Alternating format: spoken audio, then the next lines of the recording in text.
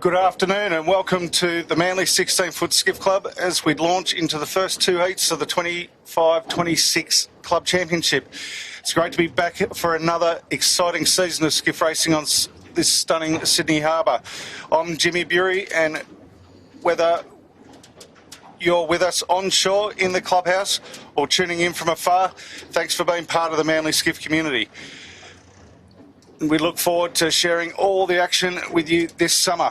Joining me today are the familiar voices of Andrew Dolly Devola and Jess Isles. Great to have you both. What are your thoughts on the season ahead?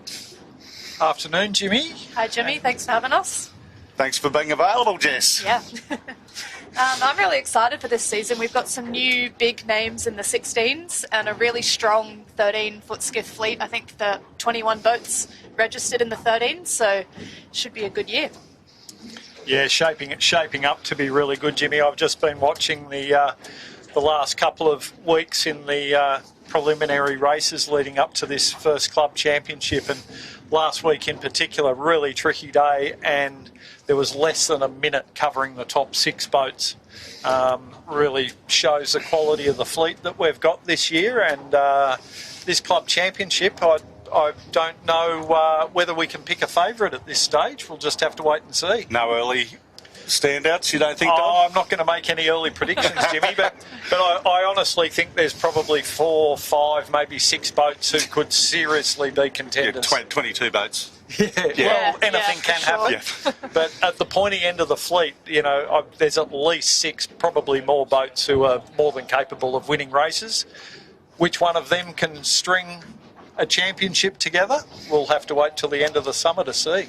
Yeah, well, there is a real buzz around the club with new crews, returning rivals, and the Brewe's already showing promise, and it's shaping up to be a cracker day of racing. But you know, as you guys sort of alluded to, it's going to be a difficult one, and you can see right there on screen. There's one of our new teams, the Australian Sailing Team, which is a pretty cool little doing of Graham Beals and Malcolm Page, sort of, and a few others behind that, where we've got a lot of the Australian the guys and girls that are in the Australian sailing team, whether they're NACRAs, 49ers, 49er FX or other classes.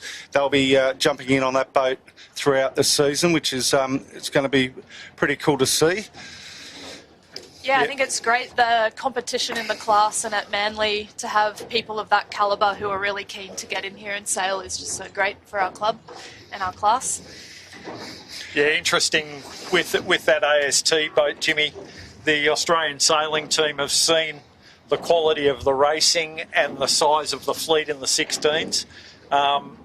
The 49er sailors, the 470 sailors, the NACRA sailors here in Australia, they don't get a lot of big fleet experience. So they're looking at some crossover training, different boat, bigger fleets, but still high performance, similar to what they're sailing. And they're hoping that that can give the team a little bit of an edge in having more time on the water racing. Yeah, absolutely. Great idea. Like it's a bit like in any other sport, if you're playing against yourself, you're not really getting any better, are you? So a good way for them to gauge and get that experience. But a real compliment to what's happening here with the sailing at Manly 16s, that they think that the standard is that high that they can come here and learn. Yeah, great to see. Pretty impressive. It's the botany access on the screen there, back for another summer. Same team on there under the leadership of Chris Thomas. Great to see those guys back. Yeah, on board botany is Michael Childs, who's I think in his 3rd year now of being our Commodore. It's great to have his kind of young spirit shining through, and he's doing a really good job. And of course, Chris's brother Ryan Thomas back. It'll be up to Michael to keep those two apart, I think, at times.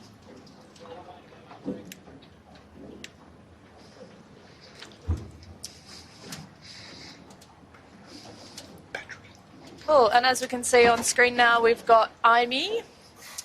They're back for another year. So that is Trent Barnabas, Rob Napper, and instead of Joel Beashel today, they've got a replacement Marshall Day. So we'll see how they go. And I might just talk a bit about our course for today. You can see our start boat on screen with that yellow CB flag. So for those who are new to Manly and might not know what that means compass bearing. So our fleet will have 2 races today, a compass bearing meaning they do windward-leeward courses with a gate mark at our bottom. The compass bearing we saw before was 340 degrees, so bit northwest, the breeze, which is not something our sailors are very used to, so we'll see how they pick their way up the course. Our 16-foot skiffs will do an L3, so they'll finish on the 3rd time down, and our 13-foot skiffs have an L2, so they'll finish on the 2nd time down. Yeah, we've got two heats running today, back to back. Yeah, breeze is out of the north at the moment. A little bit further down the harbour, they're getting gusts of 19 knots. But obviously we've got a bit of land mass of fairlight in front of us, but that should make things pretty interesting up towards the end of the top of the course there, Jess. It's going to get pretty shifty up towards definitely. the top mark. Yeah, I think whatever's happening down the bottom end of the course is not necessarily going to be where you want to be up the top, so they're going to have to stay on their toes, and really look far up ahead to know where they want to go. And being a Saturday, a constant procession of ferries coming into Manly Wharf always keeps it entertaining and interesting. Yeah, and I think we are lucky that the ferries now do mostly have to give way to us, but you don't want to fall into the lull of a ferry, and on a day like today where there's not a huge amount of consistent breeze, that can really shock you. Yeah, that's one of the cat ferries coming out of Manly now, and they're a little bit more manoeuvrable than the freshwater class, the big ferries, so hopefully we won't have too many dramas for the sailors today. But yeah, right now we've only got probably 10 knots down here at the start boat. A couple of gusts coming through a little bit stronger, but quite gusty, and I'm expecting it to be quite shifty too. So it's going to be a real heads out of the boat day for the tacticians to try and work it out on the beat. We've just had the AP flag go up on the start boat, so short delay. Yeah, they had a sailing meeting run over a little bit longer than they thought at midday today at the club, so I think maybe that might be a bit of the reason behind the AP, just being a little bit generous. But it's amazing to see how many of today's skippers came up through our junior programs, and it's a real testament to the club's legacy, as Jess alluded to. Yeah, for sure. I think the 13-foot skiffs are... That's all right. Are your kids ready to sail? Or are they already racing? Come try junior sailing at Manly 16-foot Skiff Club and St George Sailing Club. We've got free coaching, heaps of support, and a crew that makes learning fun, whether you're new to the sport or already racing. It's all about confidence, mateship, and making the most of your weekends. Interested? Email sale@manlyskiff.com.au and come join the fun. Yeah, it was just a really great video showing the passion that comes through our juniors. So at Manly, we start with our Manly juniors, with our young kids. They can then work through the flying 11s, and then when they feel ready for it, they can come join the skiffs on a Saturday in the 13-foot skiffs, and then hopefully move through to the 16s. Some really good training programs happening through our juniors. If Dolly, you want to share a bit more about what's going on down there? Yeah, look, whether you've got sailing experience or not, and you've got kids who are keen to sail, feel free to call our sailing manager, Graham Beale, and have a chat about getting your kids into sailing. Very strongly supported at the Manly Club. I spent 10 years as the coach, recently stepped down not long ago, and a lot of these kids that are sailing the 13s came through my program. It makes me really happy to see such a healthy fleet of the 13s now. But yeah, lots of club to support to get the kids trained. There's no extra charge for the training. You just pay your membership, and there's assistance to get to buy boats. And this is a lifetime sport. Probably most people watching the program today are sailors, but so I'm preaching to the converted. But you know, great sport, great way to make friends, great way to teach your kids a whole number of skills that come from sailing. besides just sailing. They learn problem solving, they learn about the weather, and they learn about teamwork. So really proud of what we've done at Manly over the years, and that's now reaping dividends in that we've nearly got as many 13-foot skiffs as 16-foot skiffs now, don't we? Almost. It's amazing. Yeah, and it's also good to see down at St George the numbers are growing as well. So they've got 16 16-foot skiffs now on the water down there, which is the largest number since, I think, Noah was a boy. Something like that. And they've got now 3 13-foot skiffs on the water down there. So it's slowly but surely building, and still got a strong couple of other classes there that are the club's trying to pilfer or get the kids out of that into skiffs. But it's good to see that, in a sport that's in a bit of a decline, the trend's getting bucked at both Manly and at St George. So it's a testament to all the hard work that's gone in there. And the Belmont 16-foot skiff club this season too have adopted the 13-foot skiff. That's right, they have too, which is great to see. And the Nationals are on up there in January for the 16s and the 13s, and the Flying 11s are on up there just before New Year's, I believe. Busy time at Belmont. Sure is. Great place to sail too. Nearly as good as Manly, Jimmy. Yeah. Almost. We're a little biased. You've got to be careful. There's 14 Belmont blokes in the Manly club that are going to a concert this afternoon. So, and I'm sure there's a hello to all our Belmont friends who are probably watching. We do love you guys, you know that. It's Typhoon just there now. So Craig Nichols taking a little bit of a step back. He will be doing some sailing on the Typhoon this year, but Alex Hart, formerly of fire stopping fame, has stepped up to helming duties on the Typhoon, and I believe today he has Lockie Pryor and Will Dargaville on board. So Lindsay Stead oversees yachting, which he does often. So and the Typhoon's performed pretty well the last couple of weeks, so well done to Alex and the team. I see their support squad on the Aloha is up there in quarantine, out here to watch the racing today. Hello to the Dion and the team on Aloha. Yeah, on screen there as well, we've got Imagine Signage. So they're a very familiar name from last season with Nathan Wilmot. We've got Ricky Bridge and Malcolm Page.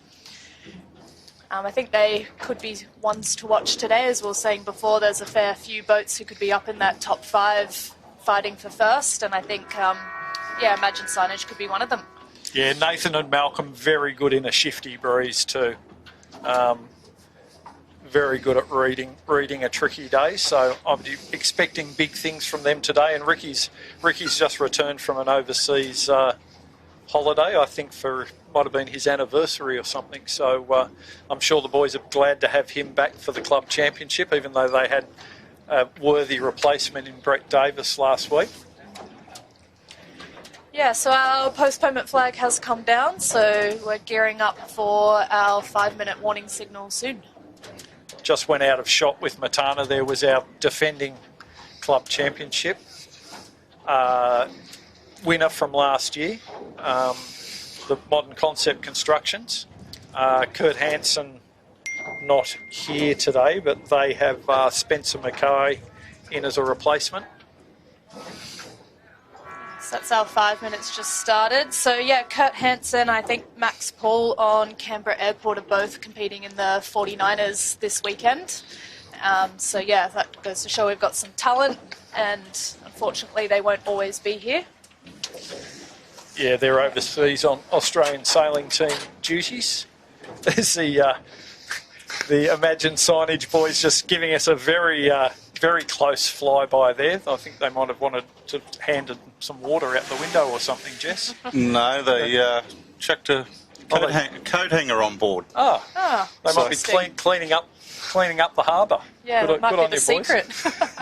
Nathan Wilmot at the club this morning was presented his Baron Joey pin by Malcolm Page and his former coach, the medal maker Victor Kovalenko, which was great to see. That Baron Joey pin might have been a bit late coming. I would have thought he would have got it years ago. But he was meant to get it years ago, but unfortunately for Nathan, he avoids going to awards ceremonies Yes, he because does. he doesn't like the limelight as such, so he avoids them. And it's been in the making for nearly 2 years for him to receive it, and he keeps on ducking and weaving of...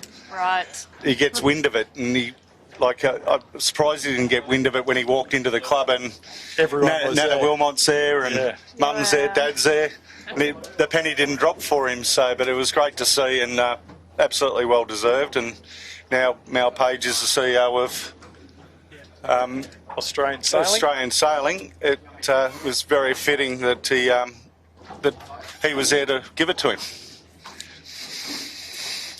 Yeah, of course, for those that don't know, Nathan's an Olympic gold medalist in the 470 class. Beijing, I think it was, sailing with Malcolm. And then Malcolm went on to win another gold medal with Matthew Belcher. So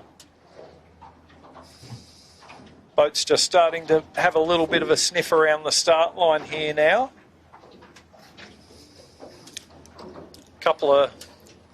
One straggler there coming down. Who's that in front of us there, Jess? You've got better eyes than me. Oh, they're not making it easy for us to see who they are. Canberra Airport. Canberra Airport, Okay. There we go. Late landing in Canberra. But that's another new boat. sponsor. And another boat to watch. Yeah. So fill-in crew on there today. But, yeah, they're definitely with Max Paul away on 49er duties, but they're definitely going to be a boat to watch, the Canberra Airport boat.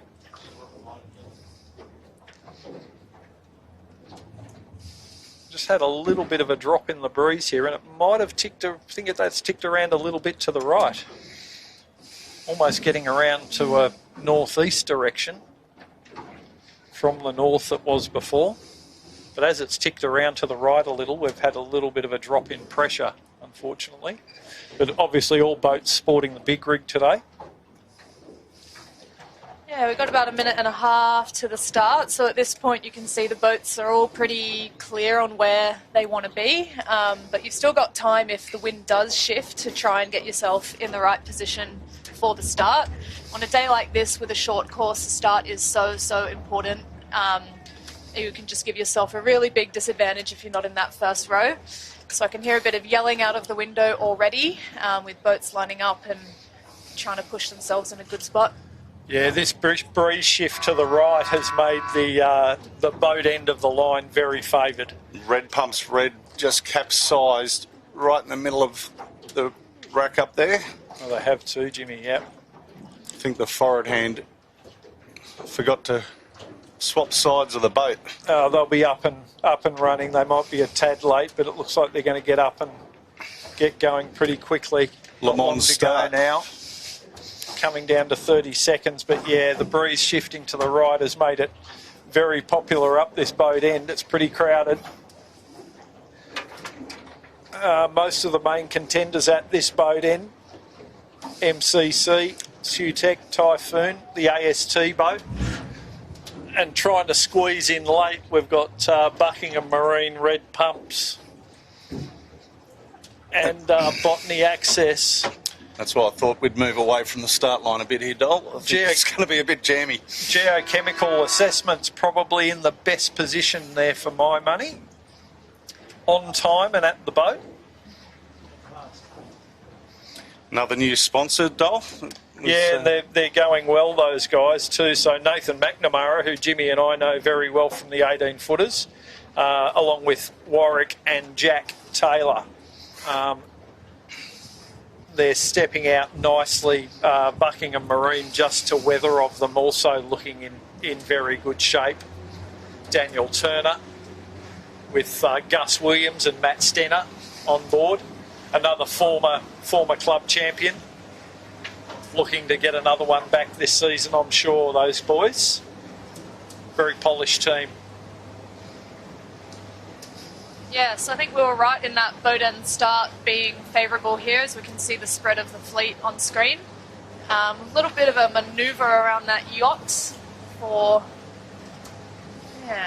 just a nice little polite few words, no doubt, being said there, Jess. Yeah, Yeah. I'm sure of it, but they've bared away now. It's very kind of them. Yeah, that really didn't help chemical assessments there. They had Yeah. to squeeze up, and that's allowed Buckingham Marine to just get forward on them a little there, but they're still in clean air. That's the lineup of the lead boats you're looking on at there now. Buckingham Marine at the weather end. Geochemical assessments with Modern Concept Constructions and Alex Hart in Typhoon. Marshall Day in IME. They've got off the line well too. So and the shebang in there, Jimmy. Yep, they're right in. They're in the front mix. line there. So Botany Access there with red pumps. Not on screen is Sutek, who took a little quick port jump out to weather the fleet, and they're in max pressure there and are flying along. Right hand pressure. Right hand pressure. Yeah. Yeah, it seems like the further left these boats are going, they're only just getting 2 out on the wire, but Sutek are coming across in some really nice breeze. So I'm not sure they really had a huge choice at the start to tack out. They were just finding some clear air, but they've come back in something which looks really, really good. They are rolling They are just- over the top. They are just Look at laughing, everyone. aren't they? And as I was saying in my little weather report earlier, you know, this is the gusty, shifty conditions, and they've lamped onto an absolute cracker there. 0 to hero right there, Dolph. Breeze out of the right-hand side.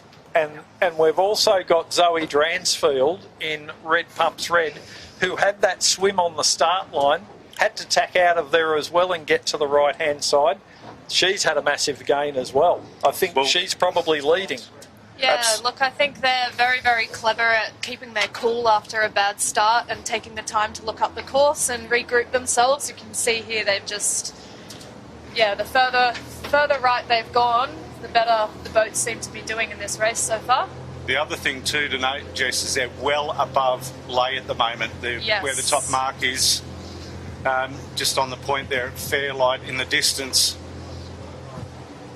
Yeah, at this point in time, Red Pumps Red probably the only boat laying, I think, but they've done very well. So Sutek and Red Pumps Red. Red Pumps Red's the lead boat at the moment, without any doubt. And that's Sutek in the back of our screen. Yeah, they've tacked back onto port and they'll be going well behind Red Pumps Red, but crossing the rest of the fleet, it would appear.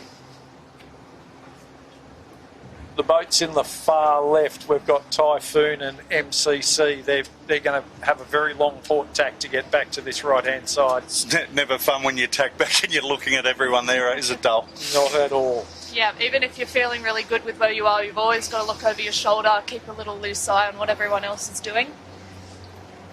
And on that, Jess, is that a job that you as a skipper would do, or would you assign that off to one of your crew to sort of give you feedback? Yeah, look, I think we should all be looking, but look, everyone on the boat has their strengths, and I think it's definitely a teamwork thing. Everyone should be eyes on the boat. If you ever notice something, doesn't mean you have to do something about it, but you just keep talking to each other the whole way. Eyes out of the boat, eyes up the course, eyes behind you, eyes to the left, eyes to the right. You've just got to be watching and noticing every little thing so you can make good decisions as you go. Yeah. A shared role, most definitely. One thing I've noticed of late, Jess, I've been doing some sailing with some, let's call them younger people. Yep. And their level of communication compared to the people that I've coached, their level of communication compared to the sailors of my era, it's another level. Yeah. Lots of talk, lots of communication, and you can see these guys on the boats talking a lot more these days. There's Red Pumps. They're laying this mark pretty easily now, and they're only about 50 metres off. They'll be leading around this mark. And it is really quite light on at this top mark. You can see they're crouching in. Something that always impresses me about these guys is their crew work is just so smooth. They're really together. You can tell they've been together and train a lot, and hopefully this spinning cassette, I haven't jinxed them. Yeah, I think that's a smart move with a jibe set. They knew that that side of the course was quick on the way up, so hopefully quick on the way back down too. Yeah, so both Jamie Stoddart and Zoe came through right through the junior program at Manly, through Manly Juniors, through Flying 11s. Brief stint in the 13s, and they did a bit of 29er sailing, and they've stepped up. And Zoe's been sailing exceptionally well. Hugh Stoddart, their regular sheet hand, away at the moment, competing in some crazy marathon race in Canada. Good luck, Hugh, in that if you're watching. Sutek second around.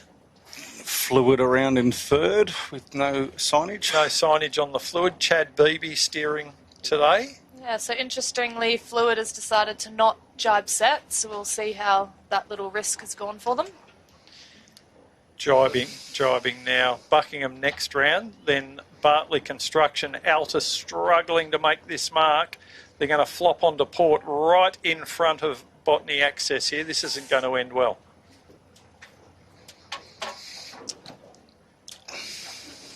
Yeah, so Botany's done pretty well to kind of keep clear and get around that nicely and calmly.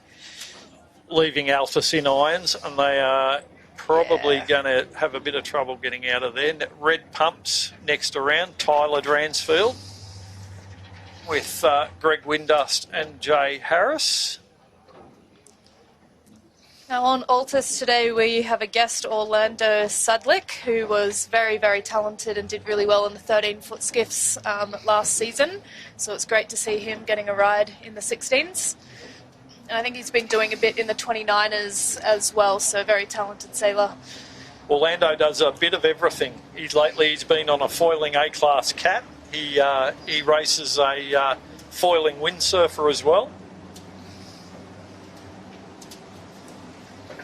Talking about windsurfing, Dol, you're off. We lose Dolly for a couple of weeks while you're venturing off to Greece for the World Championships in windsurfing, Dol. I am, Jimmy, proudly representing the Manly 16ft Skiff Club as well, I might add. So, yeah, starting on the 11th of October. And how do we keep track of your results, or more point you? Windsurfer LT World Championships it'll be, Jimmy. But, or watch my socials. So we're just running down now. Breeze is still fairly hard in that eastern side. It's almost a one jibe all the way to the bottom here, isn't it, Jess? Yeah, it is. I think it's a really challenging day for our race committee. And I think, yeah, they've done a good job setting the course where they can. But we'll see if there's potential change of mark at the bottom. We'll see. Yeah, I just suspect they might let this race maybe run its course, but we'll see. There is a boat stationed at the bottom. They might do a change of course, but perhaps we might let this race run and change it for the next one. But we'll see what decision is made down here. We're just. Yeah, so on screen we can see Sutek kind of a bit heeled over. They're a little bit below the mark where they are, and they've just got a big gust, so they're pushing to try and get through the gate at the bottom. You can see James with his arms right back trying to get every ounce of his body as far out as possible. He's not the heaviest sheet hand going around. No. Yeah, James and Joshy both doing their best there. They just got hit by a boomer, but that's really closed the gauge into Red Pumps Red. They've made a good gain there, the Sutek, just on that one gust. Red Pumps around the mark now. Zoe Dransfield. We do have a change of course board there, don't we, Jimmy? Yes, we do. Can your bionic eyes see what that says? Just getting out of the way of Red Pumps Red here first, Dol. Unfortunately, because of the angle change, there's not much we can do with it.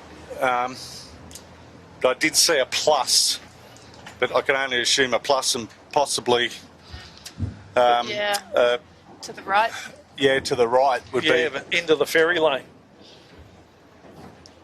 It's the only way they can move it, but I just wonder where they're going to put that mark. Yeah, plus a green. So Yep. Moving the top to starboard, so might be right off the deck of the club, I suspect. That'd be about the right place for it. grab a schooner on the way through. Maybe, and a schnitty.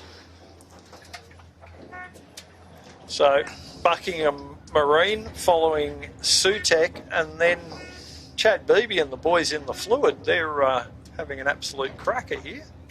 So it looks like we've got James Smithers and Jared Smith on the fluid today. So pretty solid team there, and they're looking pretty good. Next Here up, is- Bartley. Now we've got Red Pumps, Tyler Dransfield. So I think we've got 3 Red Pumps boats in the fleet this year in the 16s and 1 13-foot skiff at Manly. And did I hear a 13-foot skiff Red Pumps at Belmont too? That's right, yep. Yeah, so incredibly generous of those guys to sponsor 5 boats in this fleet.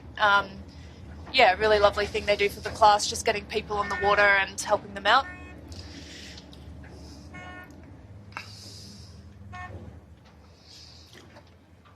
Next in on the screen there is the Botany with a bit of a late drop there. Michael Childs with a bit of work to do here. Yeah, I guess with the lighter breeze that's just lightened off at this bottom mark, they don't really need both people out on the wire as they round, so a later drop just to get a few extra seconds out of it can be quite handy. You don't want anything to go wrong though, do you? Nah, but you know, I'm used to sitting at the back of the boat, just yell more. Yeah, just yell louder, Jess. Yeah, I've heard there has been a little union created for our bowmen, so if they don't like what I say, they can put that in the group. Yeah. Put it in your group chat, fellas. Yeah, and ladies. Not too many. We do have a female, or maybe 2 female forward hands this year. Geochemical assessments with Altus, and on screen there, White Spinnaker going down is the shebang, just behind Modern Concept.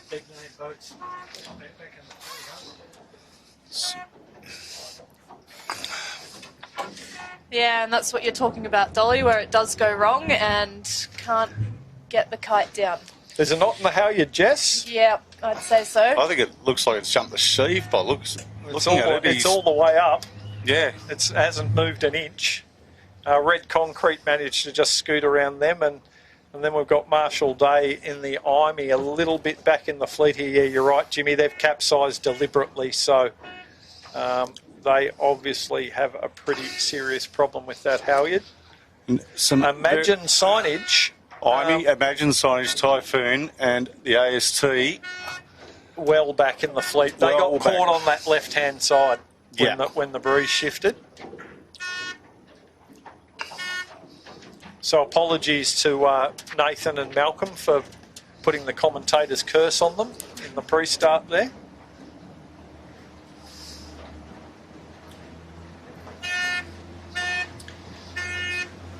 Bringing up the rear is Aristocrat and Canberra Airport are the last 2 16s travelling down that I can see. That's the AST boat on screen there.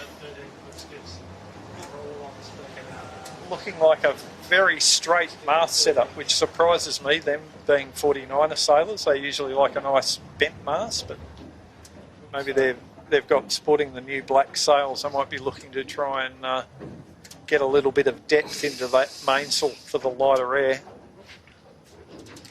Yeah, I think a day like today is definitely a day where you need to be changing gears the whole way up the course.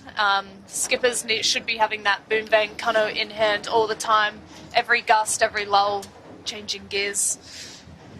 I think that's something a lot of new guys that come into the skiffs don't quite get right, and maybe there's a bit of learning and coaching that needs to happen just to kind of help guide them through exactly what your sail should look like, what it looks like from behind isn't necessarily what it looks like from where you're sitting in the boat, and just keep talking to each other and working to get it right.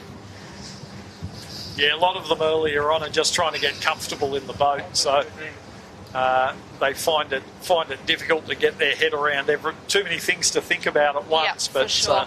But yeah, no, you did right, Jess. The guys at the front of the fleet are constantly changing gears. A few of the 13s coming down now.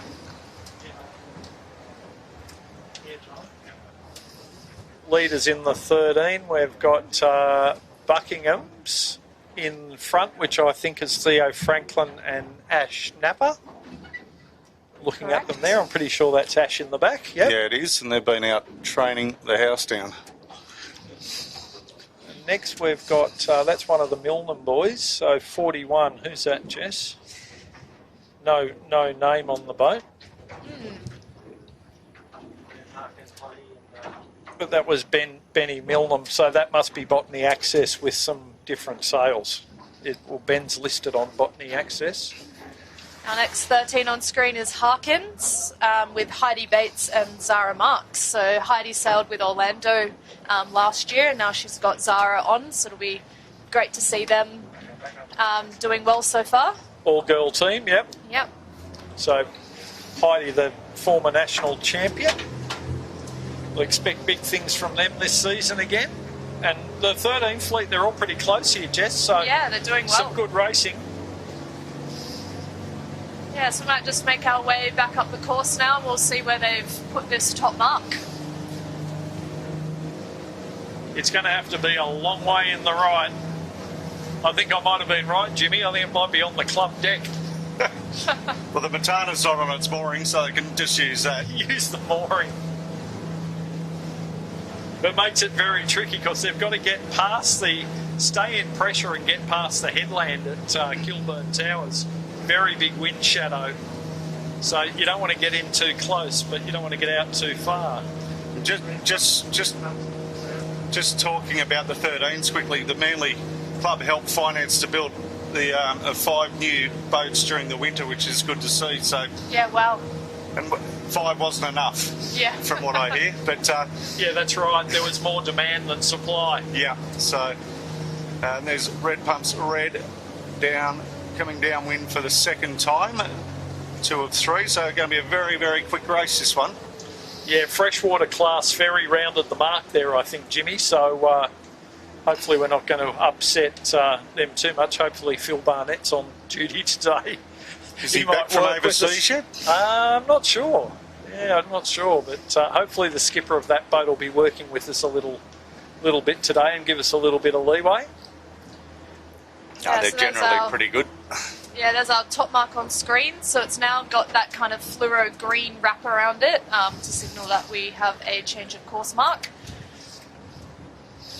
It's Fluid with the white spinnaker around in 3rd, with Red Pumps charging up into 4th. Yeah, pretty good gain from the Red Pumps there, Jimmy. They've come through pretty well. There's Sutek on the port jibe running down, looking for a bit more pressure. They're a little bit soft there now, but they're slowly gaining a bit more speed. But once again, they'll lay this bottom gate very easily.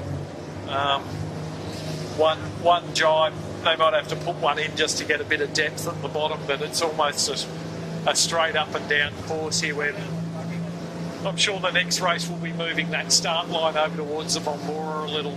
Yeah, I'd say so. So on the screen we've got Red Pumps and Bartley.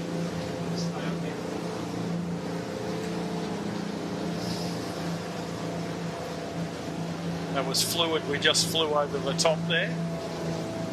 They're hanging on very well, Fluid.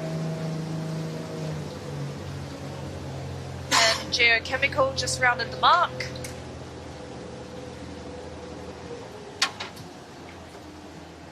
Modern Concept just getting a little tack in there underneath Botany. That's clear. Botany didn't have to change course at all there. So well done, the MCC boys. They'll get the bear away done. They'll probably jibe set here, I suspect, will they? Yep. Bit scrappy, bit under pressure. Work to do for both those guys to get up to the leaders. Windward sets for both of them makes it difficult. Compared to some of the 18s that we also commentate on Dole, where they're now going to a windward set. They are. You do the leeward set, it gets caught on the jib. Yep. Yeah. Much bigger spinnaker, right? Altus just a bit on their ear there. They need to get that flat and get the jibe done. There they go. Imey, a little bit of a gain there. They're coming back, but just snuck inside. A little bit at a time, and they're followed by Imagine. It won't be the opening round of the club championship that they're looking for. There they go, jibing now. That kite will go up. Very patchy up this top end in Manly, folks. Just for the viewers at home, I'm looking way off in the distance at the bottom mark, and Red Pumps Red is going around. Zoe's going around the bottom mark for the last time. Yep, and Sutek are just rounding in, currently in second. Well, a little bit of a gust on them there, on the Sutek, but they're round cleanly. That might have been our drone blowing them over.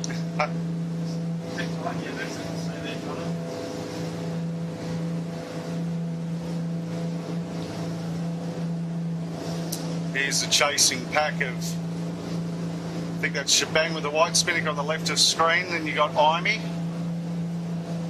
Then Imagine Signage, Typhoon. And apologies to that other white spinnaker in between the other two. Can't pick it. No.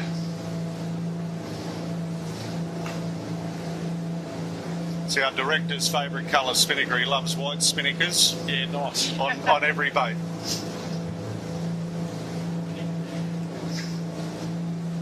More and more going for it because it's quite a stable cloth, a white cloth.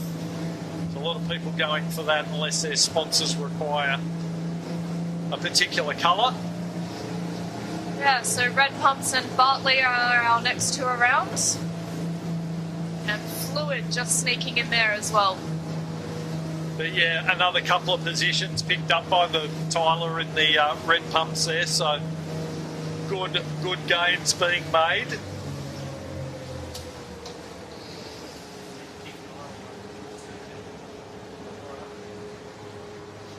Very good race from Dan Bromelo in the Bartley Constructions. He's just tucked in behind Fluid and Red Pumps there.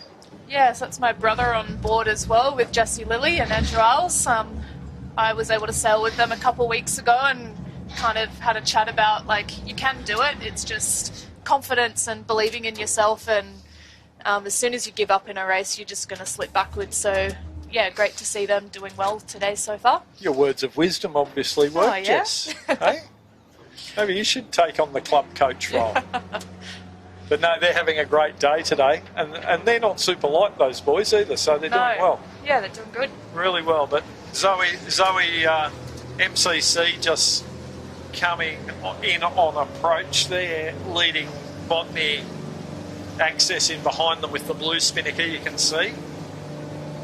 A little bit in the distance is Shebang with the white and Imey with the orange, and they're followed by Imagine. So they're not going to make too many gains with one lap to go.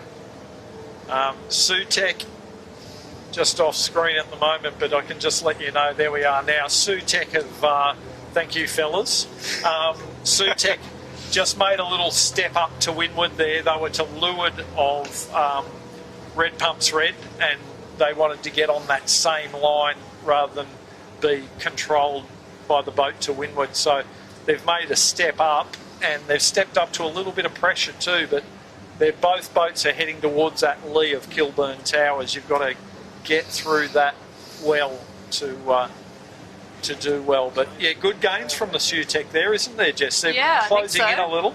Yeah. I think sometimes you do have a bit of an advantage being the boat behind, because you can see and kind of predict what's happening up ahead of you. We've got Buckingham on screen now, currently in third.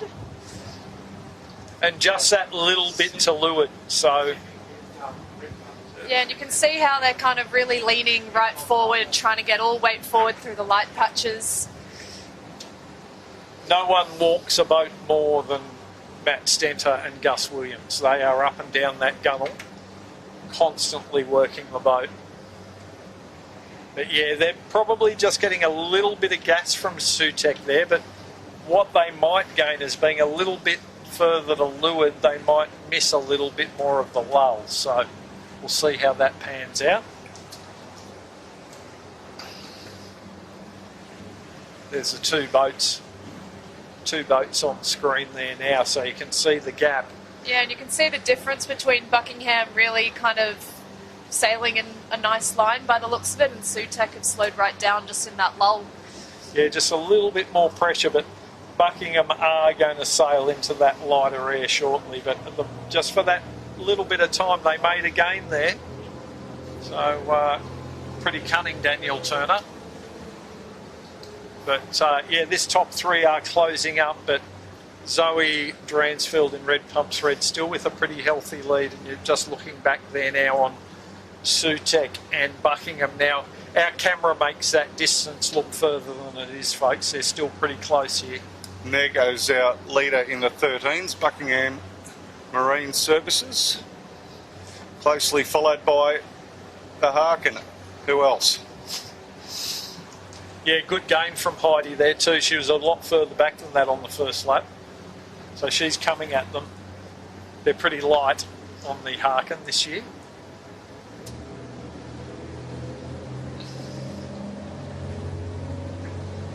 So just on approach to the top mark for the last time. Yeah, hitting a bit of chop on the Red Pumps Red, but they seem to be keeping it fairly smooth. Yeah, Sutek has just taken another dig out to the right. I think Buckingham had tacked behind them before as well. You can see they're both kind of in a similar position they were before. I think just keeping on trying to find that breeze. You don't want to get stuck too low on approach to the top mark, and then you're tacking when you don't have a choice. It's much better to tack when you do kind of have that choice of where you want to be. Yeah, but good decision from the Sutek boys there, just to put that tack in and cover off on Dan Turner. Just make sure he doesn't get an inside edge on them by getting to their right. Pretty classic tactics there, but well done to Mikey Kerner and the boys. Just making sure they keep Daniel Turner in check. Here we go, final approach into this top mark for the last time for this first heat of the club championship. In comes Zoe. They'll go straight into a... Are they going to set or are they going to jibe? They'll probably get it up and then jibe, I think. Yeah, I guess just giving themselves a bit of separation from that point. They don't want to get up into that lull, into that lighter air. And also with all the boats on approach to the top mark, you can often find yourself just getting dumped under all of them, so a bit of separation can be good, and it appears they're probably confident they can get their way to the bottom mark okay. Well, down to the finish this time, and the finish is a little bit to the left of the bottom gate, but this breeze is lighter, and in the east a bit more. They should get there pretty comfortably, I think. They're in nice pressure there, so they should be okay. Sutek doing the same. Straight set, out on starboard jibe, and that last little exchange, they got a little bit of a gain. Just push forward the separation on Buckingham Marine, and Red Pumps has closed in on Red Pumps. Tyler Dransfield has closed in on Buckingham a little, so it's getting a bit tighter at the top. Yeah, well, Buckingham got caught up with those couple of 13s. You can see their dole. Unfortunately, they were all on lay. And couldn't get out of the gas. And yeah, just couldn't get out of it. Even like a 13-foot skiff's enough to affect a 16. So. Sure is, especially when there's a few of them. Sutek there now. They've got nice power there. They're two stringing. They're looking for some height. They're not dead flat there, so they're pushing obviously for a little bit of height at the moment. So they might be thinking they're not on a ley line for the finish, but it will get lighter as they get further down the track here. It's a lovely shot we've got of the boys there doing their work, and there's our leader, Red Pumps. Now they're in a lot less pressure there, as you can see. So there's the comparison. Thanks for that, Chits. Down pressure on Red Pumps, and the Sutek coming in hot. But they've got a lot of distance to make up. Not too far to go to this finish.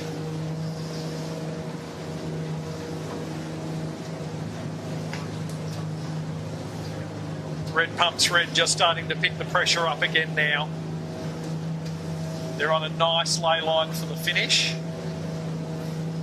Yeah, bit of pressure building. You can see them hiking out. Boat's still flat though. They're looking nice. First kind of panel in the kite just rolling. That's how you know that it's exactly where you want it to be.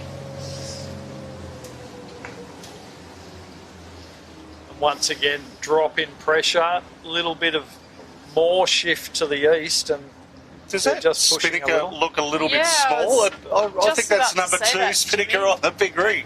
I don't Yeah, know. The it's luff's just- not that tight, but It's not hoisted all it's the not way. all the way to the It's not all top. the way No. up. Well, it seems to be working pretty well for them, Jimmy. Yeah. I could be wrong, but It does look funny now that you point it out.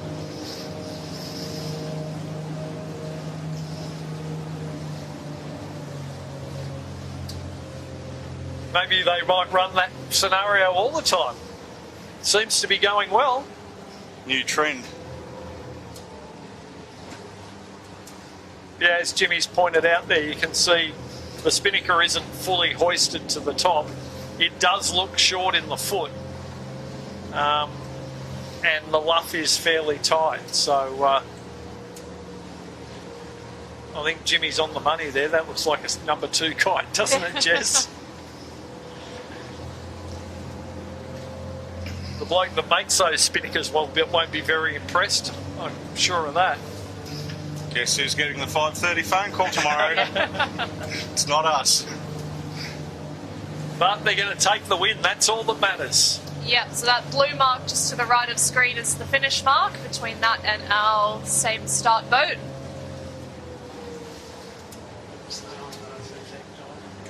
So yeah, congrats to Red Pumps Red, Zoe and the boys. Just had a really, really good start to the year so far. Yeah, so well done to them. And here is Sutek coming down. Close with Buckingham. Yeah, Buckingham has really caught up on this final leg. On a charge. And yeah, Sutek might be on a bit of a struggle to get to this mark. Yeah, I think with Buckingham having a bit more weight on the side, they may have handled that pressure coming down a bit better.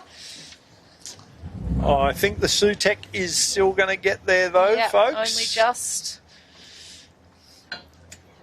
There you go. They're over.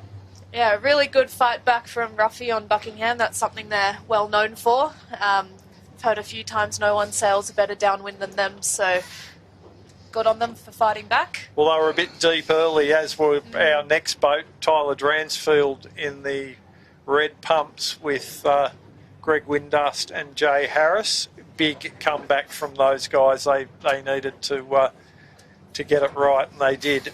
They were pretty deep early on. And for our 13 followers, I'm pretty sure we had Buckingham Marine take the win ahead of Harkin, and then we had number 41 sail number, which to me looked like Ben Millam crewing. But Yeah, with Harrison Thomas on the Botany access. They had a funny little 5, looked like out of electrical tape in front of the sail number. the 4. So Yeah. that's what makes me think They're it was using boat an number old sail. 54. Okay, so we'll call them Botany Access for today. Justin will be happy with that. We had the Fluid come through next with Bartley Construction after them. Go on, Jess, you've got to talk your brother up. Yeah, good job, boys. I saw a little pat on the back there, so it looks like they're happy. Geochemical Assessments, the next boat through. They will be, what will that be, Jimmy? About 6th, 7th? 7th, I think. Yep. MCC coming down in 8th. And tight finishes with our 13-foot skiffs. I think for our new crew in the 13s, this is probably a pretty perfect day for them to kind of get comfortable, find their feet. Nothing too tricky, flat water. Yeah, you're right, Jess. It's the flat water makes a huge difference to bedding your feet into a boat and getting to know it. Yeah, shifty but fairly easy conditions. So that's There's a dive co with Imey in the background, and imagine signage with Shebang chasing hard there, but going to run out of runway. And then the Botany Access, and I dare say the one after them, that White Spinnaker just up under Smedley's Point there, or Kilbourne Towers, as Dole refers to it as the Typhoon.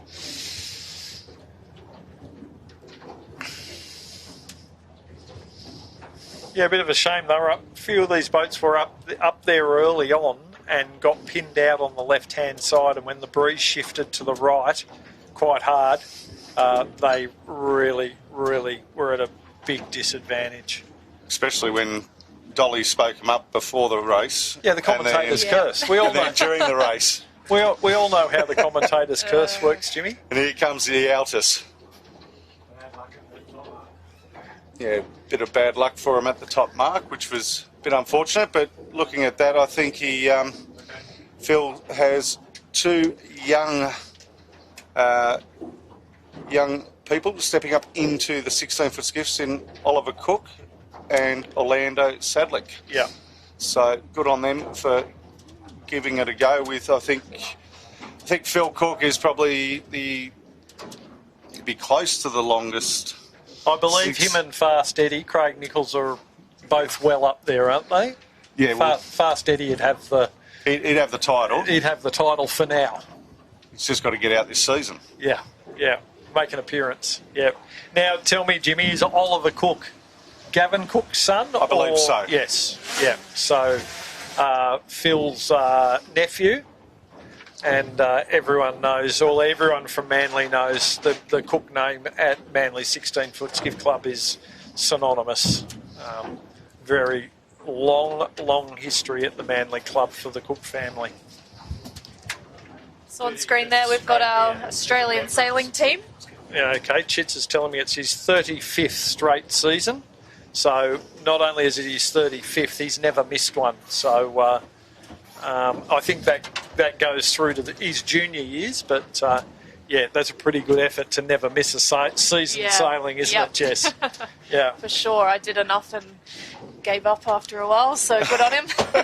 You'll be back. He's in the same boat as you, Jess. He's a school teacher, so, juggling all the school work and like HSC time, as you know, like marking everything, and he just, it's incredible, and he just comes and does what he does, and he does. It's not like he lives 5 minutes up the road either. He comes from Epping, right. So it's a big commitment to come here. Then I think he goes up to Faye's house at Fairlight to pick the boat up, which is, and then from there down to Manly, and then does all the same in reverse. So, but yeah, lovely write up on the club website about Phil's season this year. And there's a new sponsor for this season, the Buck and Simple. Buck and Simple Architects, I believe. Yes. They are.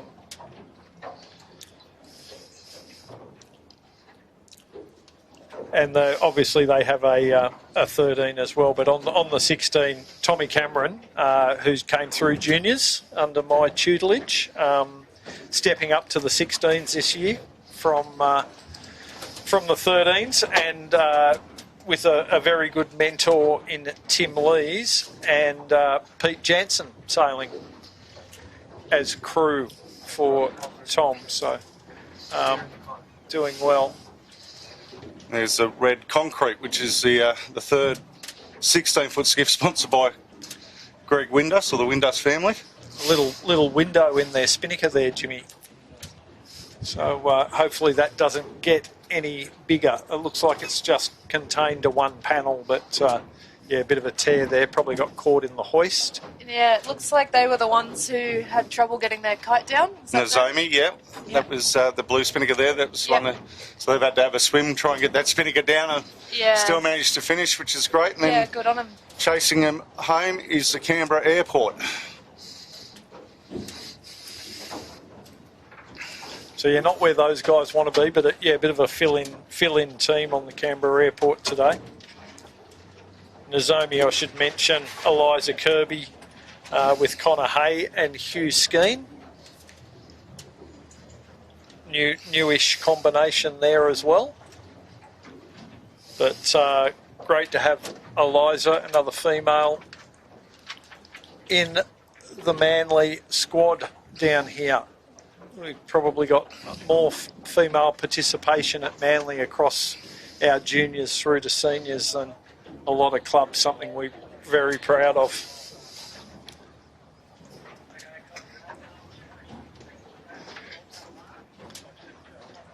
While we're just biding our time here, to a little shout out.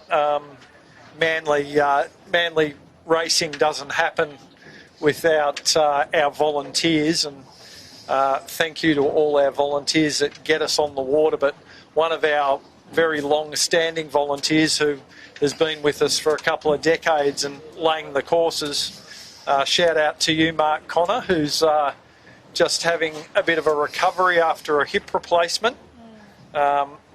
He'll be back here, no doubt, as soon as he can, because Mark loves his Saturdays at the Manly 16s. So, Mark, on behalf of everyone at Manly Skiff Club, we wish you a speedy recovery and hope to see you at the club in the very near future.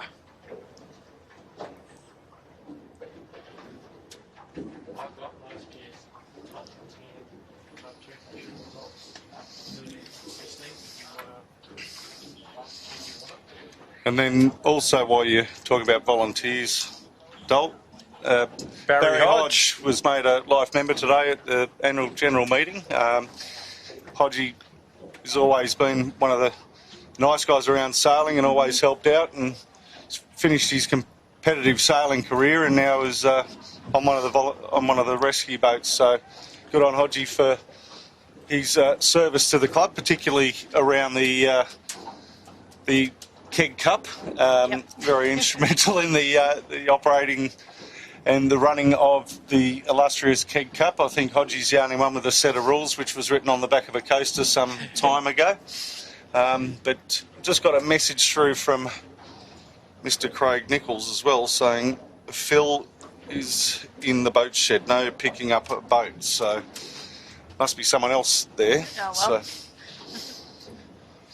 but I think he's talking about Phil Cook, I think. But So someone else is on the Altus. you just got to try and decipher Craig's messages sometimes. He would have been good in the war. Instead of the Enigma machine, we could have just used Craig Nichols for text messages. And the start boat has the Follow Me flag up, which is a yellow and black checker flag. So we're on the move. I can see the compass bearing changed from, I think, 340 for the first race to now 040, so it swung a long way right, as we predicted. Yeah, I expect we'll be heading over towards the Bombora area at least.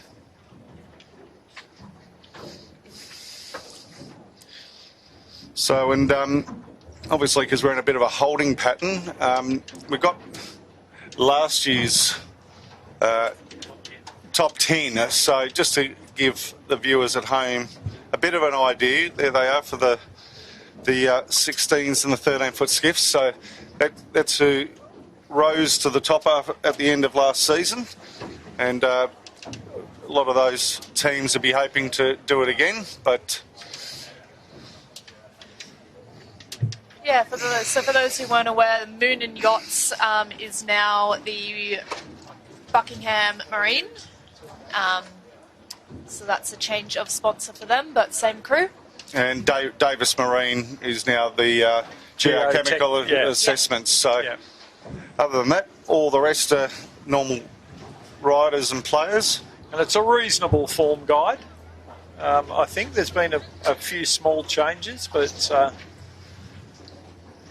but it was tight, and anything can happen. Like I was saying earlier, this fleet has just got tighter and tighter. The racing is closer and closer. A championship can be decided on a missed shift, a torn sail. Something simple can... A bit of rubbish in the water like the coat hanger, Dol. Yeah, well, there you go. That might have come off their rudder maybe when they handed that to us earlier. But But yeah, the smallest things can make the biggest differences. So it's going to be a long summer. Some hot racing on the best harbour in the world.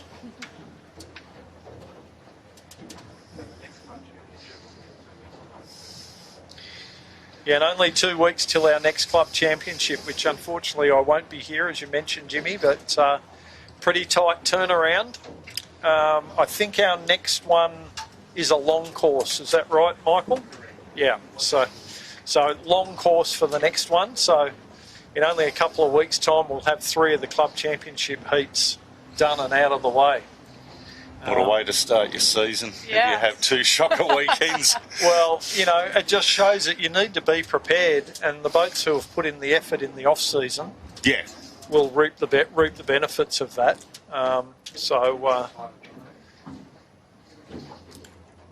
Yeah, it's been quite interesting, the boats that are going out training and the boats that aren't going out training. You know, the old adage is you don't get any better unless you're on the water. So, you know, it's good to see the 13s. I think it was last Friday night we had to send rescue boats out to... They ran out of wind? Run out of light. So Ran out of light, yeah. running out of light, so we had to go out and herd them like cats to get them back in. You know, you just can't get the kids off the water. It's a real good problem to have. Yeah, indeed sure. it is. Yeah. And I guess with school holidays coming up, we might see a few more of them out there and about. Yeah, So, and daylight savings clicking over, that'll help with the light. yeah, that'll help. That'll solve that issue. Yeah. Yeah, one thing I really love about sailing in this club is the rapport that everyone has off the water and on the water. I think just looking out the window, there's a few boats who just kind of pull up alongside, have a good chat to each other, talk about their race, and that's still really strong competition. So, yeah, I think the kind of club level sailing that we have here is a really good balance between strong competition and good friendships and long-lasting friendships that we can see. You can see that all the way up to our volunteers as well. Yeah, doing something voluntary every Saturday for 7 months of the year is a really big ask, but there's a good reason they keep coming back, and yeah, the relationships you form and the calibre of the club is quite special, I think. We're just one big happy family, Jess. Yeah. No, it's very true. And that's what we try and foster. Race hard, and then I'll go back to the club and talk and maybe a bit of banter. Yeah, I was chatting to Clint Bowen earlier today about our rivalries on the water back in the day, but after the race we're sitting around catching up, like figuring out how to go quicker. You know, like Clint was sort of, you know, alluding to that period of time in, I think it was 2004, 2005ish thereabouts, that we been a while since Manly had a national title on the shelf, and you know, we had to really go at it and push Step each other, and you know, the rewards came, but it was you know, a lot of people thought that the fire stopping team and the fluid team really had it in for each other because we're very fierce on the water, and obviously in comments and so forth in news articles back in the day. But you know, in actual fact, as you said, just really good friends. So it's yeah, it's good to see the camaraderie around the place, and it's a good place to be. Gee, and you both had some beautiful boats, Jimmy. So, yeah, some slouch built them, Devolver boats, Dolly. So, but yeah, it's they were pretty quick. Still quick, mate. Yeah. They're you know, they're built to last and still going around. Built to last and built to go fast. Yep. Maybe that should have been my sales pitch. Yeah. All right, so our start boat has moved way further down, further away from Manly now, so we've got probably a bit longer of a runway to set our course. So this will take a little bit. Obviously, all the marks have got to move, all the boats have got to come down, so yeah, appreciative of all our volunteers who are on the run doing stuff at the moment. making it all happen. So, yeah, for viewers at home, we're now situated just between the Bombora and Middle Head, about halfway across the Sound.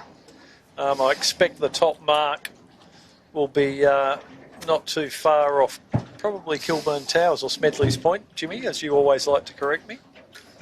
Technically correct. I know. I think. Geographically. Geographically. Yeah. Whereas we've always called them the toilet rolls. Yeah. And, we'll just get this course laid in. It's MCC on screen there. They'll be looking to improve. They didn't have a shocker, but they'll be looking to improve on that last first heat. Just a bit unlucky getting over to that left-hand side, not seeing that shift coming. The two that did get to the heart right almost did it with a little bit of luck by getting bounced by the rest of the fleet and having to tack out, and then got the benefit of the shift and the pressure.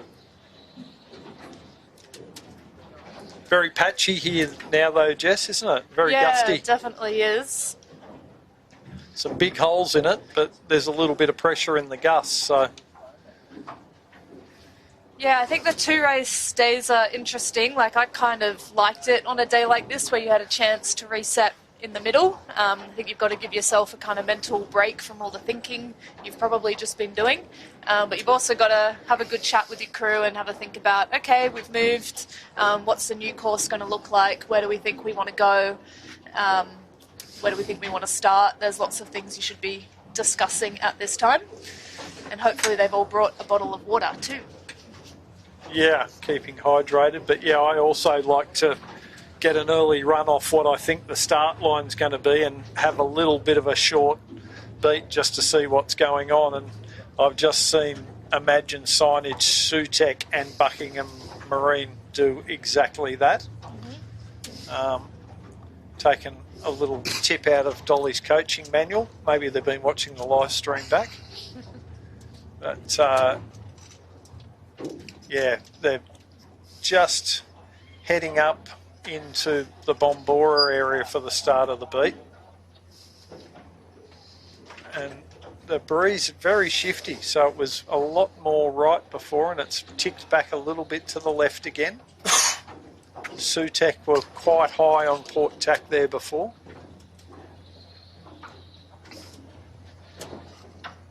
What were you looking at there, Jimmy? Nearly northeast, was it? Yeah, well, 040 is almost northeast. Northeast, yeah. For those that are watching and wondering why we're going 040 and what was it before, Jess? 340? Yeah. We're talking degrees of a compass for those that may not know, so something as simple as that, but it's how you still do your compass bearing, hence the name, compass bearing.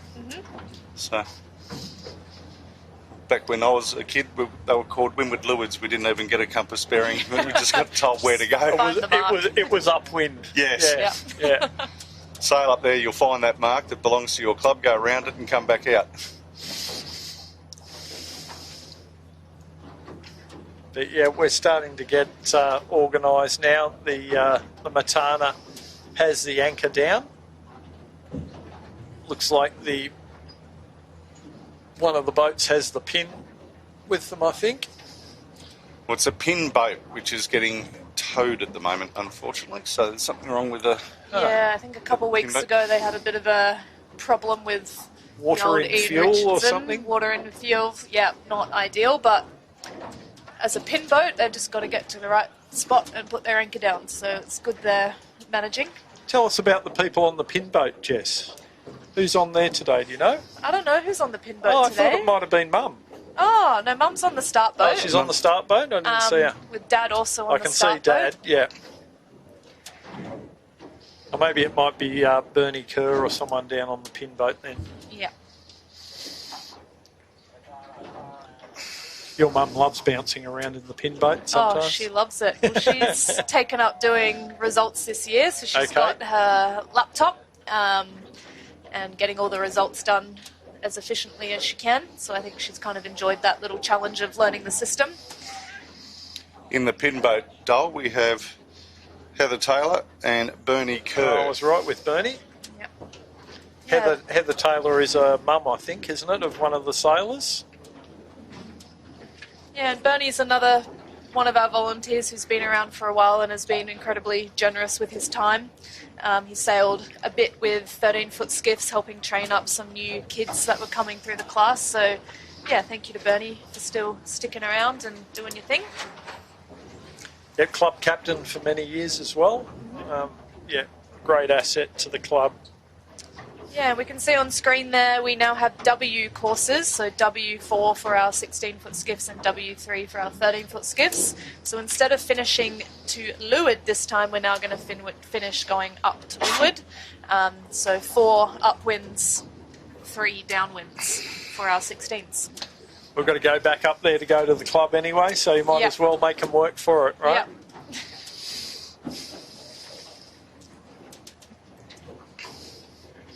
Yeah, so I think wouldn't be surprised if this race feels a little bit longer, but I can see in the distance that top mark seems to have been brought down a bit from where it was before. Yeah, so no longer in the ferry channel and hopefully in a bit more consistent breeze to where the top mark was last time. Yeah, and still in line with the wharf now that the breeze has ticked back a little bit more to the left again, back to sort of northeast. So I was expecting it to be further to the right, but the breeze has shifted back again. There it is there, folks. A couple of our Australian sailing team IQ foil windsurfers there training in the foreground, but you can see the mark between them and the ferry wharf. Probably close to a mile beat, I'm thinking. But at the moment, there's a very big light air patch between. We've got one little gust about to come to us, and then there's a very big patch of light air before the next line of breeze. So this is going to be pretty tricky. Look at this gust that's on us now, Jess. Yeah, definitely. It's going to be a tricky race. I think some boats in the last race were able to get kind of comfortable knowing with where they needed to go, but this race will be different. Just on our side now, that gust I was talking about caught a couple of them off guard.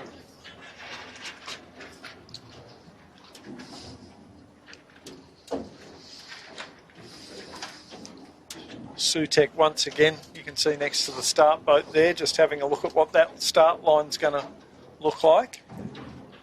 Yeah, a lot of our boats have devices where they can pin the start boat and ping the pin end of the line, just so when they're approaching the line they've got their countdown timer, but they will also tell them a distance to the line so they can more accurately figure out how close they are to the line, if they're over, if they need to push a bit more speed or slow down.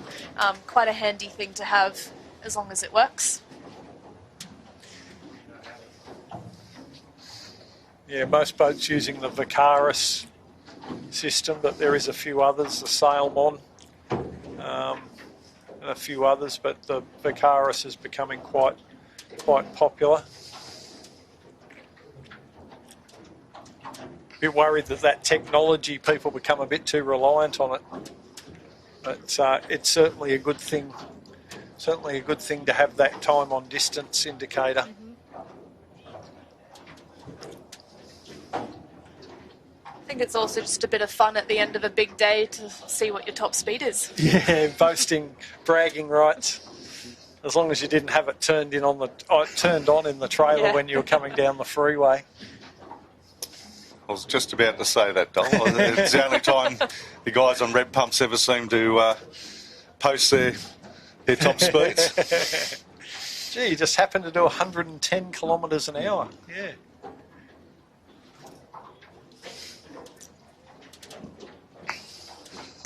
So you can probably sail faster around the course at Manly than you can drive around the streets of Manly. Absolutely. Yeah.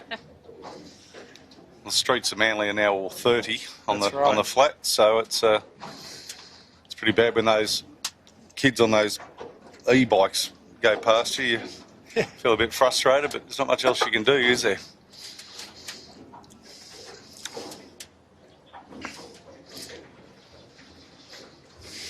Imey there, just going in to have another look.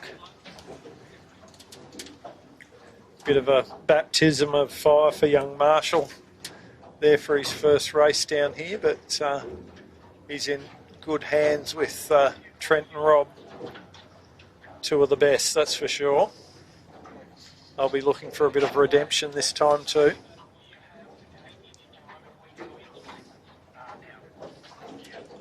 And that compass bearing has changed again to 020, so this breeze is for sure flicking around a fair bit.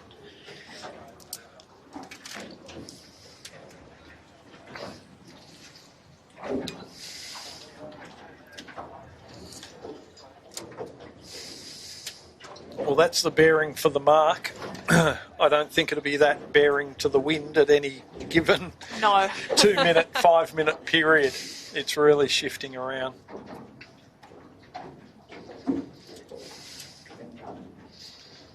Old yacht just cruising through the start area, having a bit of a squiz. Looks like they're having a fine old time. Lucky they've got that fender out in case someone runs into them.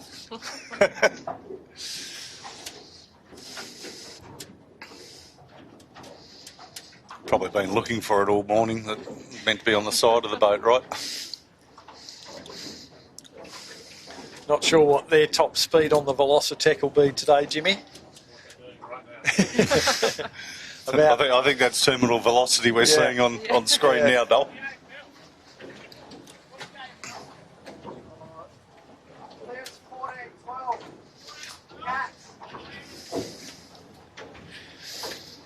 But I believe the starters are getting themselves ready here. I don't think we're too far off a warning signal, but this breeze is really looking chopped up and funky. Shifty and patchy. Going to make it hard work.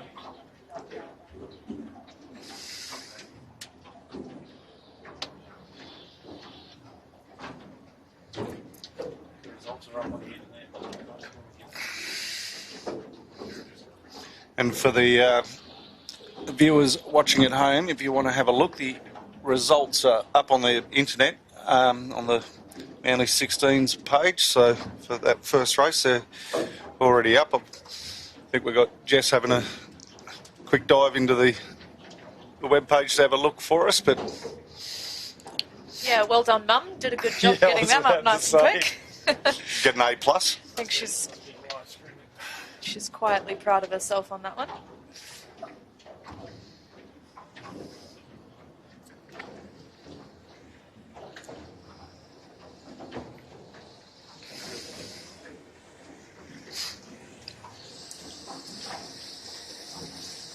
Red Pumps sporting their new black sails from True Flow.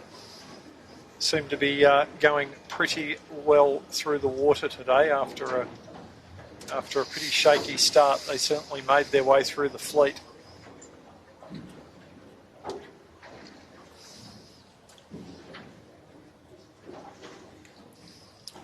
The Red Pump signage looks great on those black sails.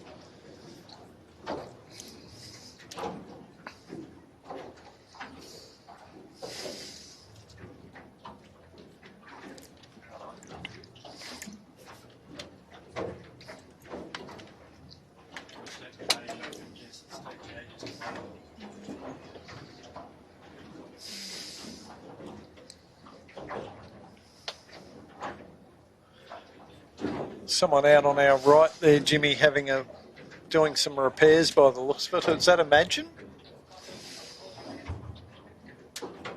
I can't read the signage, but I know your eyes are always better than mine. I think it's the Avliner Aircraft Management from here, Dol.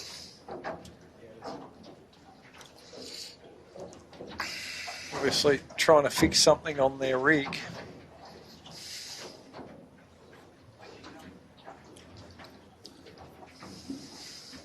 They wouldn't be having a swim to cool down, that's for sure. water temp came up pretty quick over the past couple of weeks on the harbour, so Sure has. Yeah, I went for a swim this morning. It was quite nice, actually. there you go. Yeah. 19.8, I think it was this morning. What have we got on? 20.7 on the camera cat. So 19.8 at the beach this morning, the surf beach. Should be about right. Let's go to the 6, Jimmy. 5. Just about to go and see. So start boat has the on-station flag up, and we will shortly be going into sequence.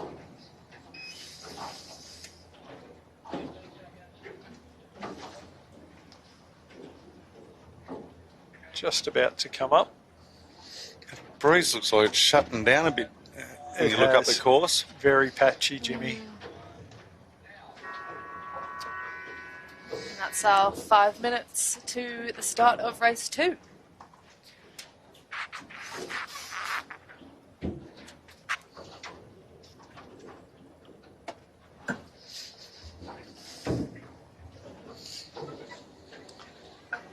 Just in front of us, we've just had Modern Concept Constructions and Imagine signage very intently looking up course, trying to ascertain what they're going to do on this first beat.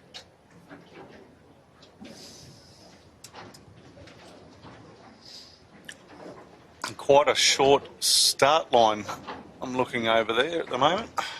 Yeah, reasonably. And a bit more pin favoured this time, I'm thinking. That should mix things up. Yeah, they'll have to be a bit careful starting off the pin, because I think pretty quickly you could run out of space with the cliff over on the left side of the course, and potential some holes in the breeze over there too. Tide going out too, Jess, so Yeah. that's going to be pushing the boats up onto and over the line.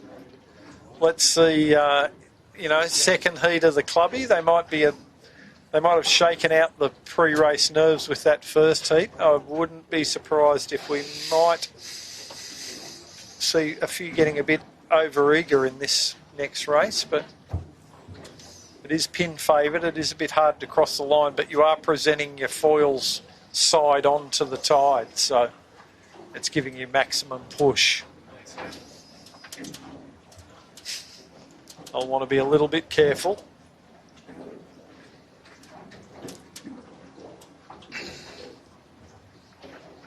So imagine just going in at the start boat there, having a look at that line now, as I mentioned. They're not too high on starboard tack coming off the line, so fairly pin favoured.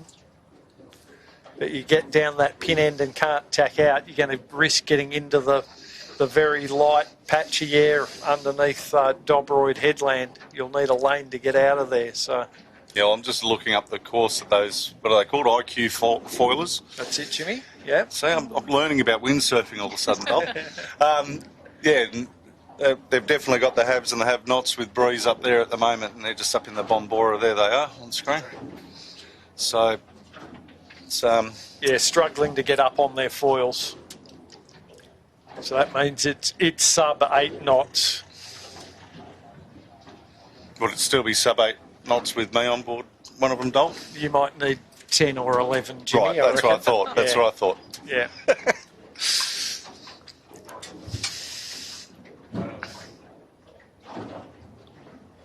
Nice overview there from our drone. Looking down on the line. Pretty much got the whole bay to ourselves now. Coming down to 1:30 to go. Both Imagine and MCC. Imagine getting into a bit of strife down the pin end, but they managed to save it. So quite a few, as I mentioned, looking down at that pin end. Those two might even be looking to shape up for a port hand start, but that'd be a little bit too risky, I think. Where's the Altus? That's normally the giveaway that the port hand is on. You did bang on, Jimmy. I can see them through in line with Washaway Beach. It's just under the drone shot there is where the outus is. So it does look like there will be a bit of a fight at the pin end here. It's not often you see 4 boats on port tack this close to the start. Yeah, I wouldn't be surprised if we might see a general recall here, as I mentioned before.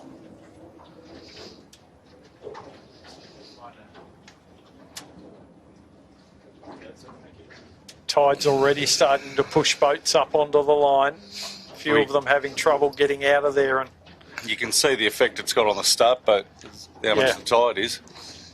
Not pointing into the wind, that's right, Jimmy.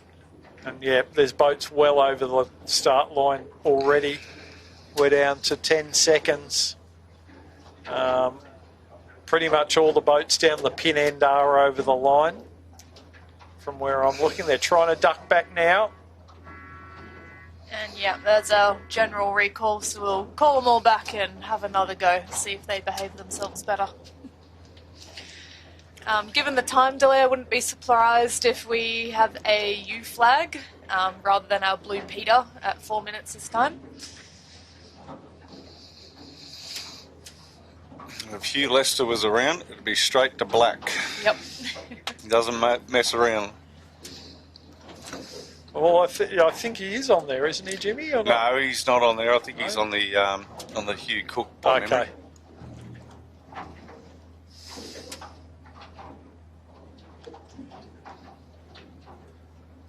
Multitasking there. Multitasking. There you go. Jess. Black flag's up on the start boat. Yep.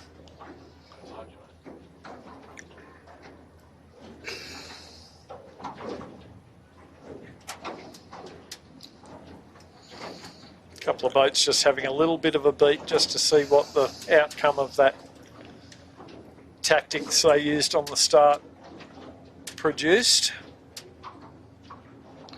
I suspect a few of them might be changing their tactics in this next start. There's looking right down into Balmoral, and on the left there, those buildings, that's the Sydney City, and the buildings on the right is North Sydney. Somewhere in between that, there's a bridge that looks like a coat hanger. Beautiful place we lived, isn't it? Yeah, I never miss flying back home just from overseas, from the vents, and it doesn't matter what time of day you come in, you just look out the window at Sydney and just go, wow, how lucky are we? And that's my playground, being Sydney Harbour. Yep. I've made it a bit of a thing too, Jimmy. When I fly in, I get the train to the quay and get the ferry home to Manly. And you know you're home. That's pretty special. Yeah, you know you're home when you're on the harbour. Yeah.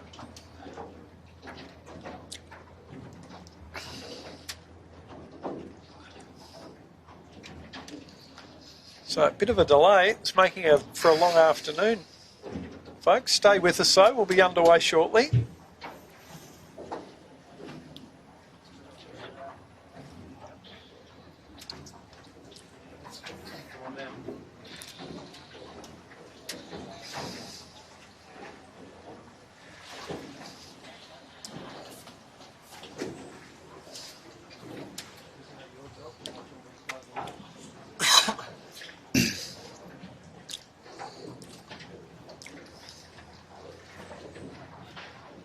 Thirteens have decided to surround us. I think they want some coverage, Jimmy.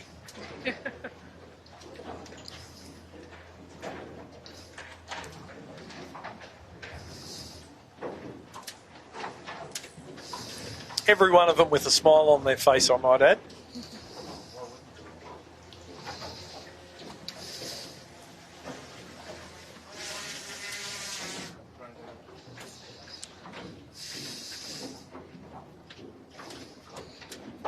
It's the old thing, Dole. Once you get the salt water in your veins, it's hard to get it out, isn't it? And it just makes you smile no matter what. Okay, I've just seen what the delay is. They're moving the pin back. Right. And the pin boat doesn't have a working engine, so it's under tow. Taking a little bit of time. Sorry, folks.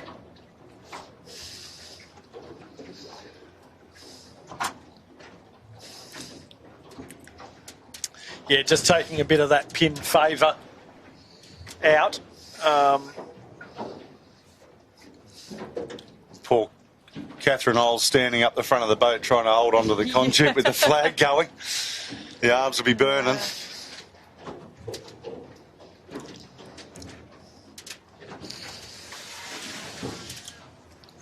Small as the flags are, like if you want to know what it feels like, go out and try and hold a shopping bag up to the wind for 3 or 4 minutes and just see the burn that comes on. It's not an easy task.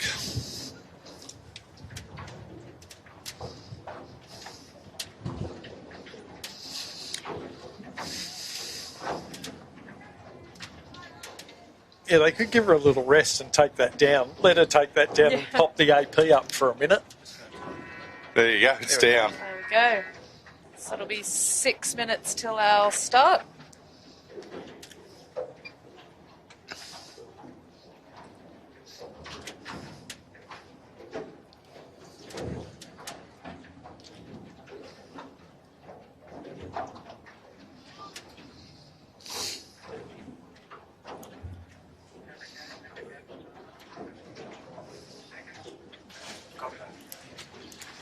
Next up will be the 5.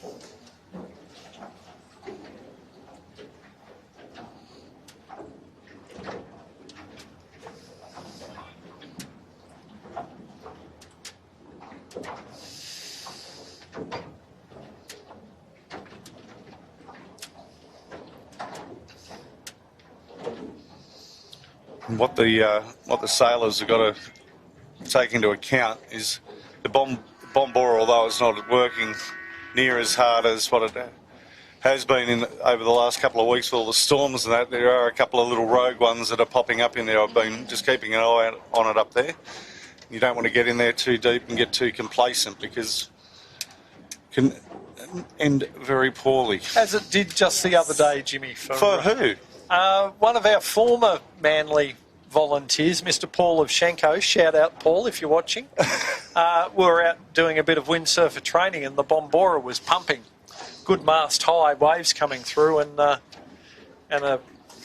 set, let's say a set just popped up a little bit bigger than the last few and Paul copped a bit of a beating.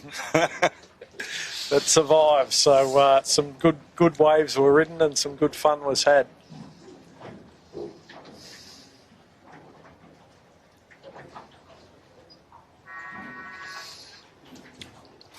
Black flag, here we go.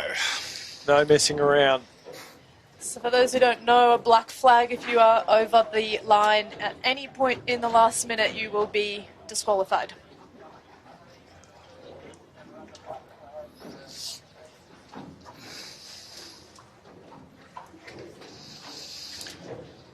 If anyone is over, fingers crossed we might get some correspondence off the Matana. So To let us know, yeah. Yeah, because of course the sailors are not told if they are over. So you could sail the best race of your life and see the results later, OCS, which is always a bummer. isn't it? Or Like black BFD? flag disqualification. Yeah, BFD. I know there's all these funny initials for different things. But either which way, it's not one that you want to see beside your boat's name, is it, Jess? Not at all.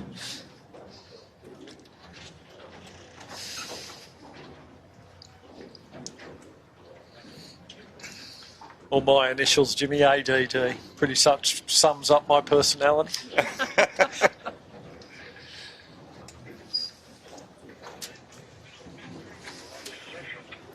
Yeah, BFD and UFD. 2 disqualifications you don't want.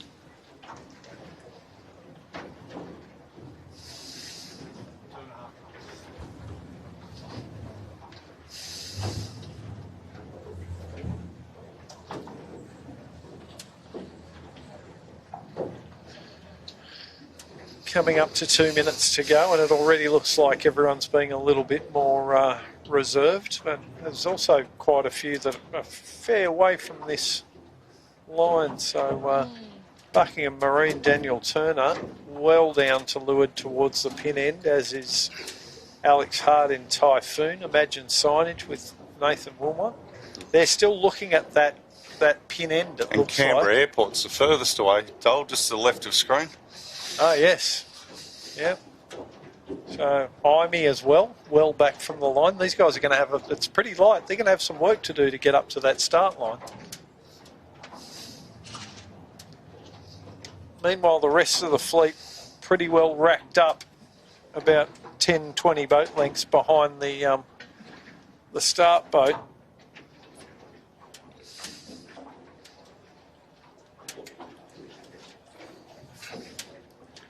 We're going to see some interesting tactics here, Jess, from down at that pin end. Yeah, I think so.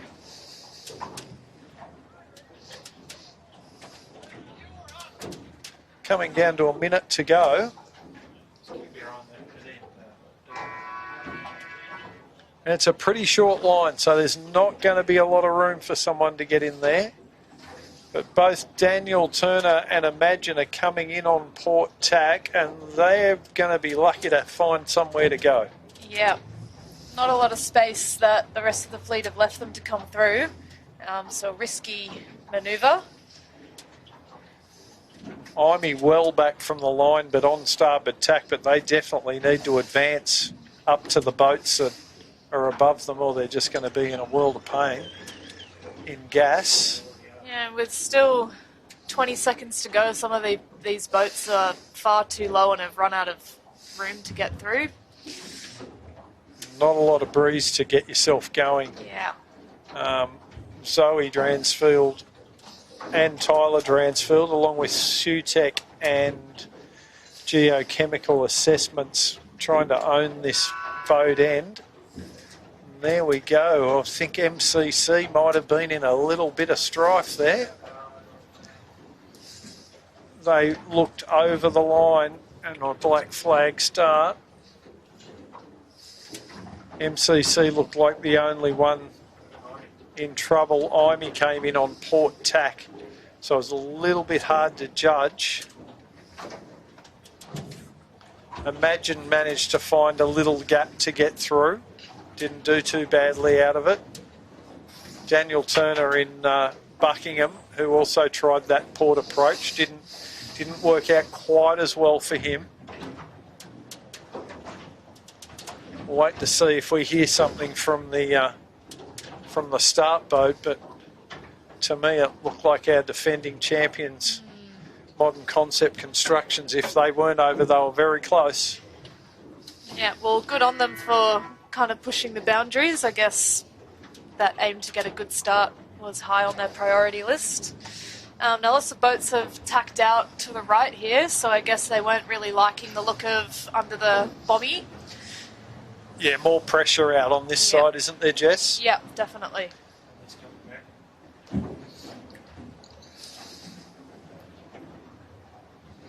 Yeah, so it looks like Imey have made a good cross of the fleet, just coming back on starboard.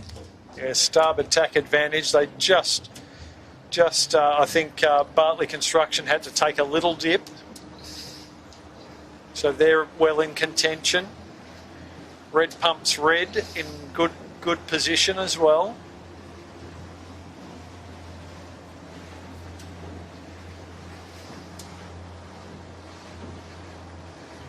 With this starboard tack coming back into the Bombora, it's low and slow. It's a tough one to take. Yeah, it is.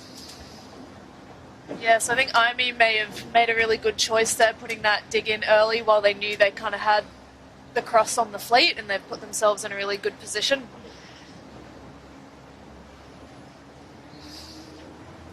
Yeah, that top mark being way up into Manly, it's a tough call if you get stuck far out on the right. Even if you're feeling really good with where you are at the moment, you've got to always be looking up to where your top mark is.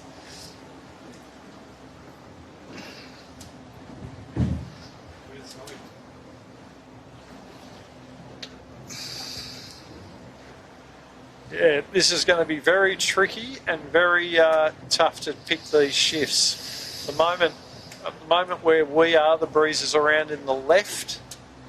That's why it's been making it hard for the people on that starboard tack to get back to the left-hand side. So at the moment, a lot of the boats choosing to stay on port tack and wait for an opportunity to come back, wait for a shift to come back. Those who took it early and in the header have been hurt pretty badly.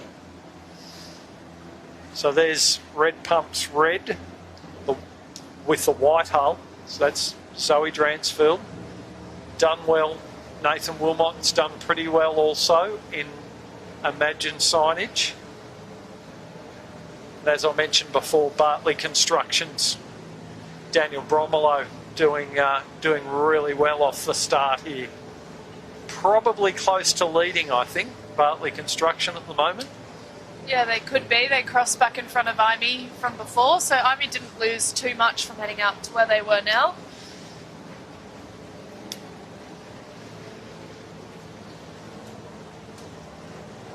So yeah, they waited for that change of shift, which came through with a little bit of pressure. And there now you can see Imagine, Red Pumps, and just coming into shot there now is Bartley. Yeah, Bartley seem to be on a really nice line. They look like they're riding the waves quite well. They put themselves in a good position. These three have stepped out, as you can see there on screen, Yeah, massively really stepped early out on. from everyone else. Yeah.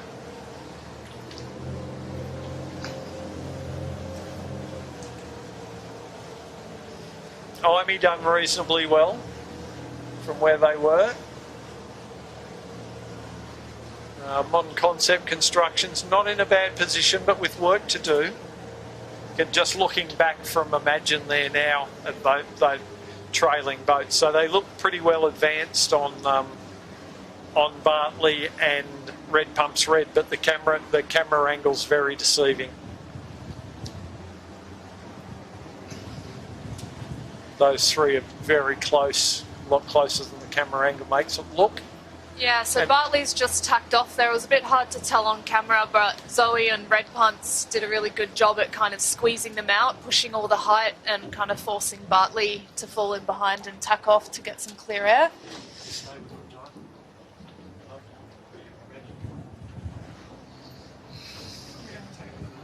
Yeah, Imagine will be just getting in onto this shoreline and putting in a tack. They've picked up a really nice vein of pressure that's just coming down this shoreline. Yeah, and little waves behind them. They're riding them really nicely, and I estimate they'll probably take it as close in as they can. You can see their boat is just dead flat, really smooth. And that's about as close to the rocks as you want to go. We're in there. Yeah, and Red Pumps Red have just tacked off as well a bit sooner.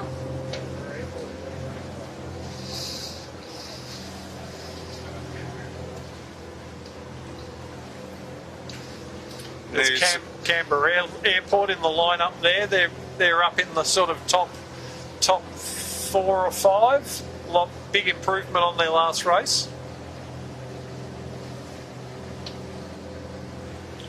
I think a few of the teams from the first race would be hoping for a lot better result this one.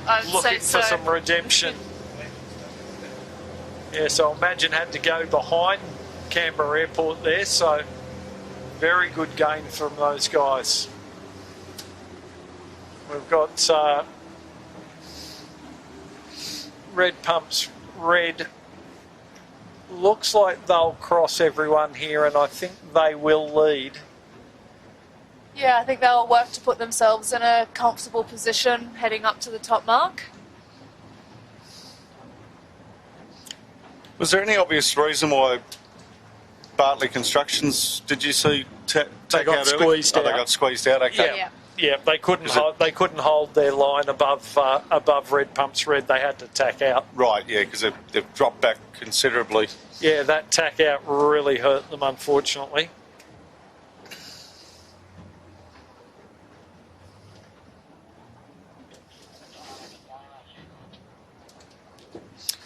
So not on screen is the freshwater class Ferry Queenscliff leaving Manly Wharf heading for the city. So hopefully there is a line for them. You don't envy those ferry skippers at the best of times.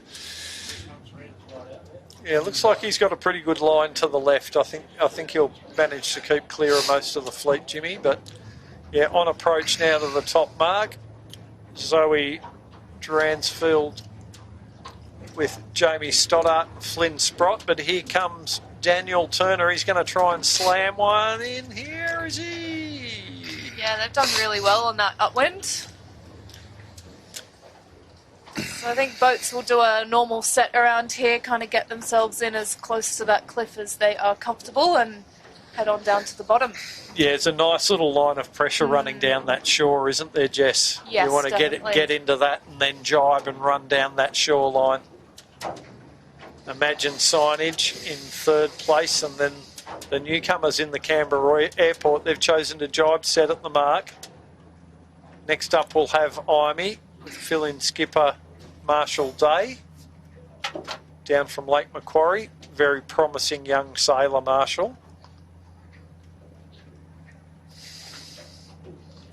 We've got Shebang and Modern Concept Constructions.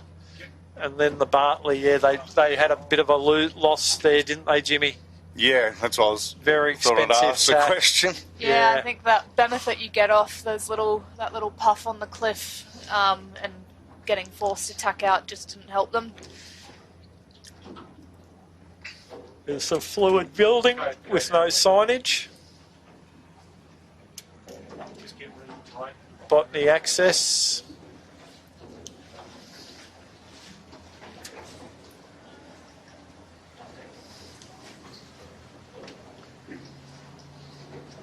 Geochemical assessments.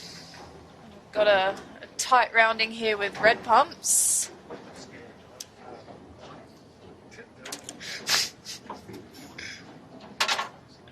And Nozomi weren't going to lay that mark. They had to tack. So it That looked hurt like, them. yeah, Typhoon and Aristocrat really overlaid the mark from a long way out, so hopefully they will learn their lesson for next time. Worth a mention on Aristocrat, so another stalwart of the club, Daryl Millam, helming there, and he's taken on two young fellas who've stepped up from the juniors into the skiffs with Kobe Napa and Liam Karunaratne. And they'll be soaking in as much knowledge from Daryl as they can, I'm sure.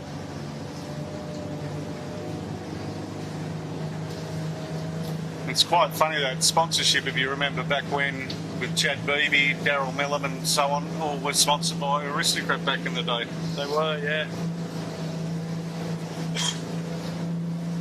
So that's really interesting on screen there, how Bartley did a jibe set and have come back right up to where Red Pumps Red was, and Imey. Well, I think Red Pumps Red is suffering with that little spinnaker in this race, Jess. Yeah, It's like I'd say so. I think they just managed to pick it so right up the works on the first race that They got ahead. Yeah, and Yeah. I think they'll be ruining themselves for this, but it's a killer, isn't it? It's one of those things, if you don't realise until you get out on the water, it's too late, and you're just going to do your best. So Baz can't write 1 and 2 any bigger on the sail bag if he tried. It's all right, I've made that mistake before, so...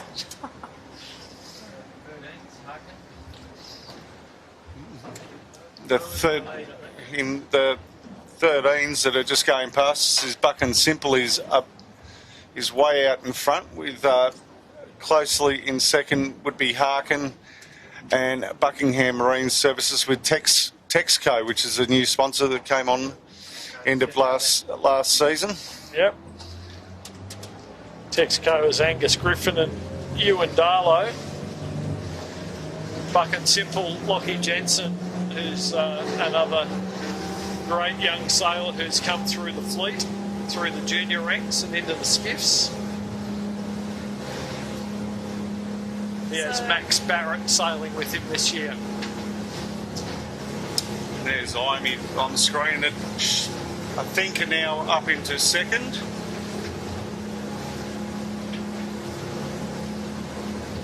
Coming in the shot will be Daniel Turner in Buckingham Marine with a handy lead.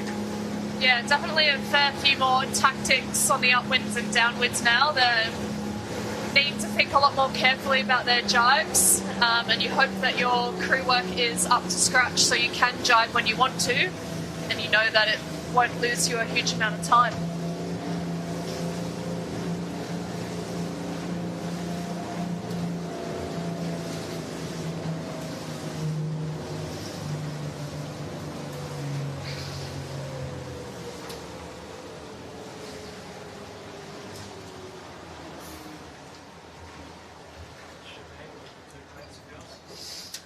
Left-hand turn looks a bit favoured at the moment, but we'll see what they decide to do. Yeah.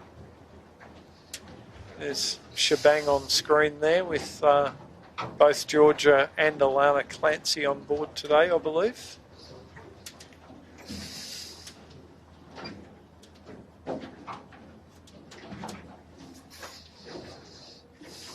Buckingham Marine with the throw everything at once drop, fraught with danger. And that used to be, well, yeah, the guy that could get it right was Trent Barnabas in the 18s. Many have tried and many have failed. Yeah. Has very long arms that move very quickly. Yeah. And didn't we see that move not go so well in the 18-footers last season, Jimmy? A lot of times. A lot of times. He's Rob Napper's favourite drop of all time, the jibe drop. Yeah, they did really well there. They are currently in second. A few times I've had Rob thank me for putting him under that amount of pressure. Thank you. Oh, yeah, very, very kind words they were. Yeah.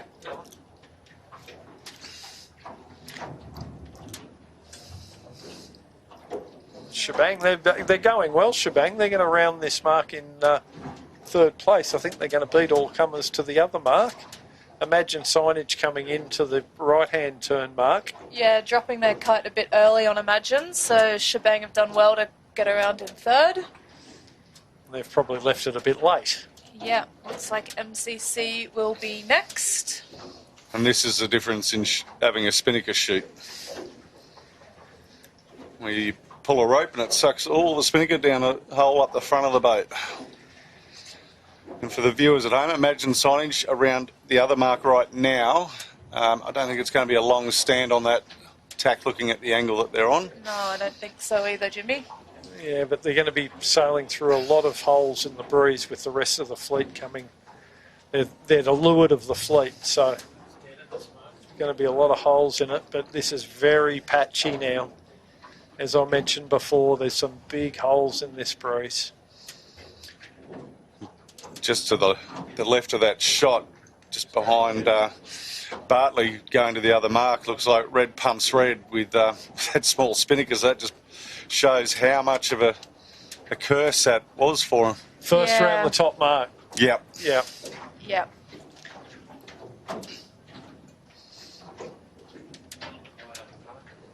There they are there, just putting that away. Next into the left turn will be Typhoon with Alex Hart just in front of the Australian sailing team boat. I do like the look of that spinnaker, Jimmy. Looks awesome. Looks fantastic with the logo on there, yeah. And with Hamilton Island, which is one of the sponsors of the Australian sailing team. Yep, the very generous Oatley family.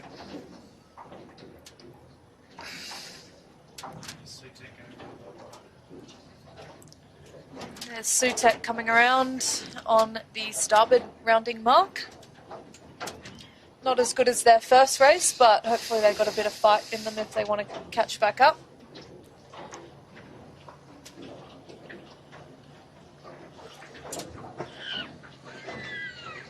Red concrete, left turn. They'll be followed by Buck and Simple, Tommy Cameron. Let's go get the 13s. Come on down.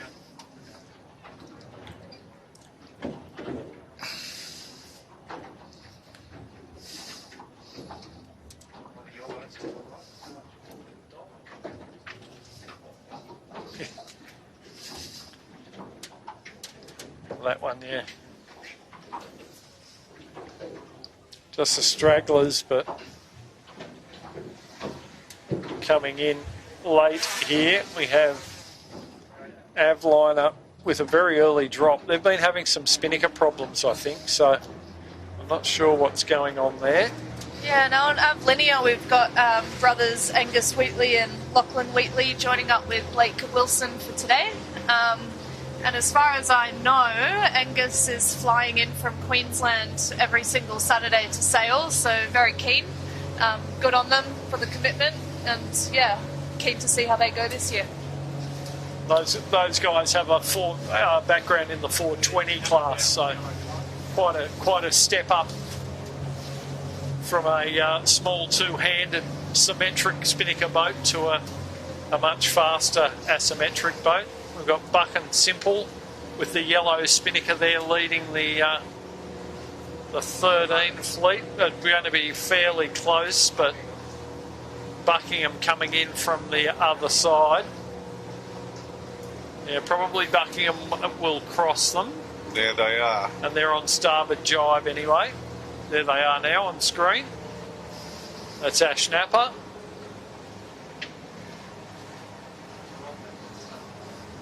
So Rob Napper, the bowman on Imey.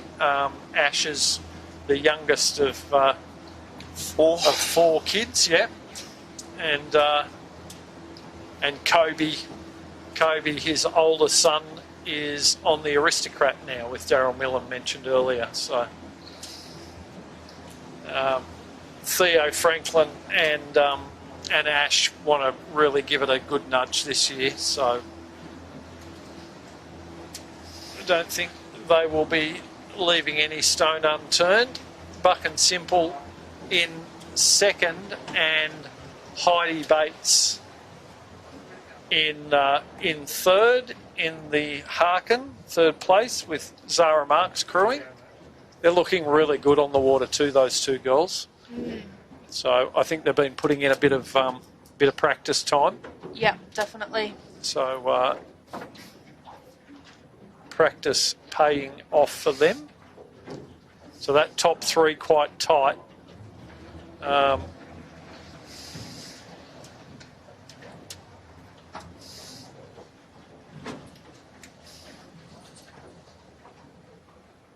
few more of the 13s just coming past the back of us there. And on screen now we've got Red Pumps Red, with Red Pumps MCC Shebang all in the background. And the 13's coming down, the little Imey and the kitchen maker.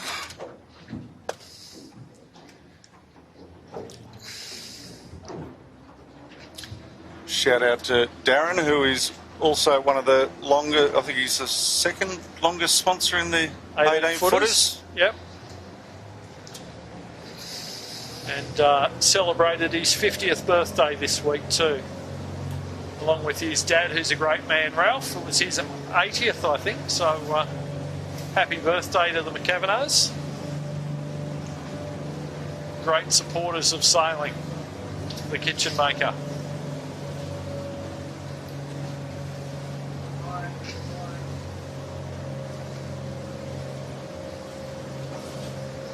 There's the rest of the 13 fleet there now coming through. Last one's just up at the top mark now, but Buckingham Marine, Daniel Turner, he's on approach to the top mark now, and he's got a very handy lead.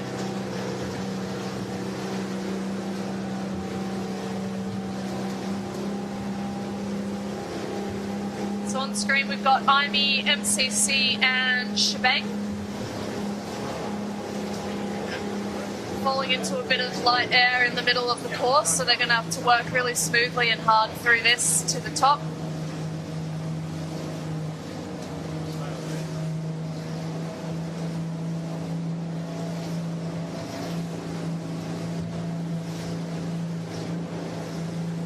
There is Buckingham Marine just rounding the top mark for the second time. So yeah, Dolly, they've really put strong lead up that leg. Yeah, they sailed a solid beat there, and they've definitely extended. fantastic set too from Gus and Matt. That kite just went up and popped. Really showing their class this race. As I said, they've won the club championship title at Manly before. Here we have Imagine heading into a similar way where they did on the first upwind, so they're tucking in really nice to that cliff. You obviously liked what they saw in there before. We saw there was good pressure there, and looking at Daniel Turner there, he's hooked onto a really nice buff that he'll be jibing onto shortly. Yeah, that's a really great angle they've got there.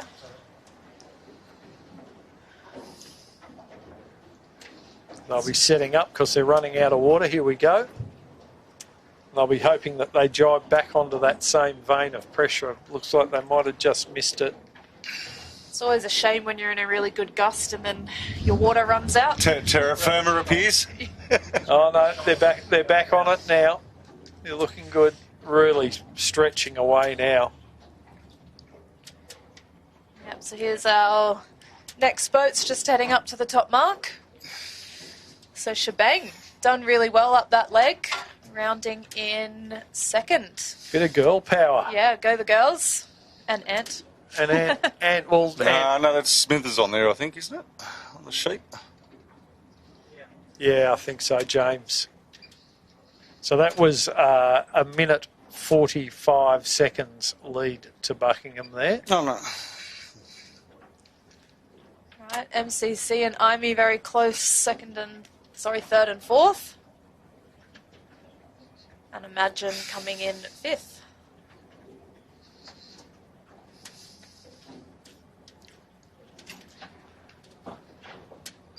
Finding the pressure down this run will be pretty crucial. Just seen Buckingham Marine they just dropped out. It's gone pretty quiet down where they are now, close to the Bombora. Looks like they might be just starting to pick up a little bit more pressure again now, but they were very, very still in the water there for a minute.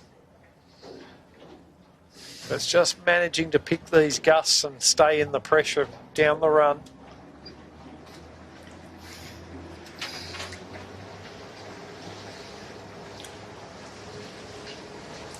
Next around will be the Canberra Airport with Fluid and Bartley Constructions and the geochemical assessors chasing very hard with the two red pumps. Yeah, Zoe managed to make a little bit of ground on that upwind, but now they'll come downwind again in this light pressure with the smaller spinnaker. They're going to struggle again, I think.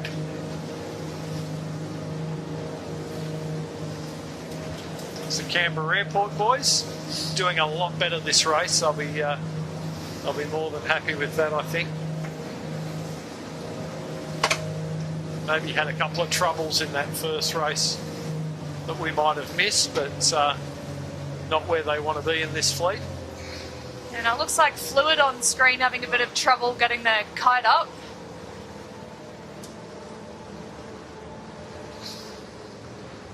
A lot of trouble, Jess. Yes. How do you like your prawns, Jess?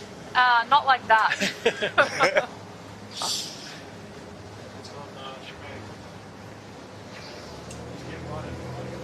Yeah, So back on Shebang on screen there. Looks like they're in a really nice line of breeze.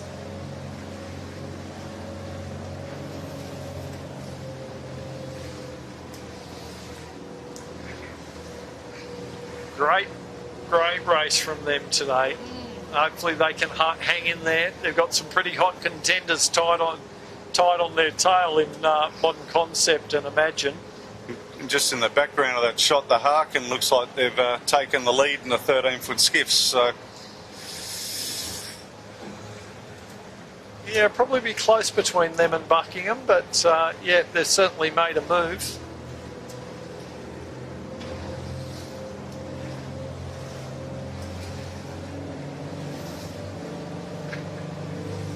Shebang and MCC trading jibes there. A bit of a Simo jibe between the two of them there. Now Imagine have jibed on a similar line. Great crew work there from Ricky Bridge, I've got to say. You really got that kite sorted and then handed off to Mel.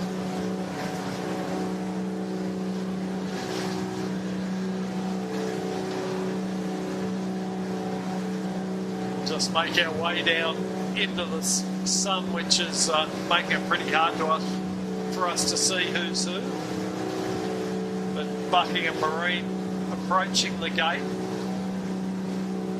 with pressure that looks like it's shifted more to back to the north again, Jimmy. Yeah, it just it blew a one of the 13s over. That 13 there, just in the background. I think they would have liked that little bit of coverage they just got from the Buckingham Marine to try and get that spinnaker in. Though it looked like they were going to go in the other way on. I think that's QED by the looks of it. A bit hard to see at the moment with the, as you said, Dole, with the light burning into our eyes.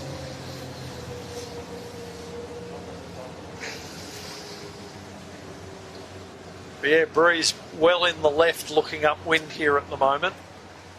So pretty much, well, almost northwest, I'd say, here at the moment. But I think as we get further up course, it'll change again.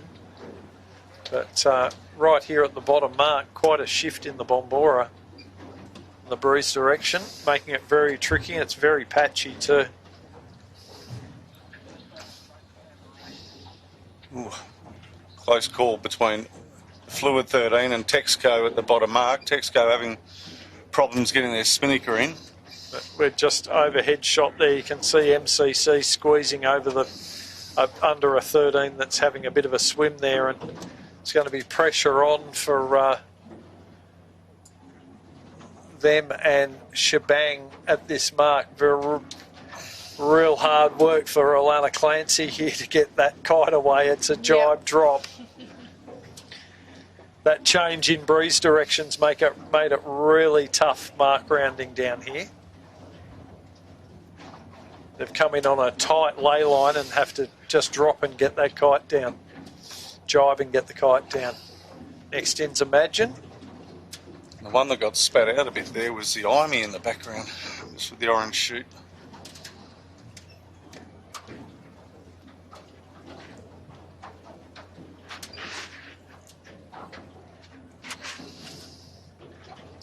Work to do for these three.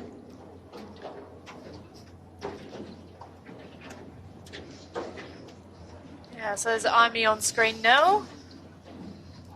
Just fallen into a bit of a lull, but they're getting themselves back out again. There's about to be a little bit of pressure on here. I think they're going to be setting up for this pressure drop as well. Yeah, you can see they're pushing hard just to try and give them as much space between them and the mark as possible, so you can jibe around with the time that you want.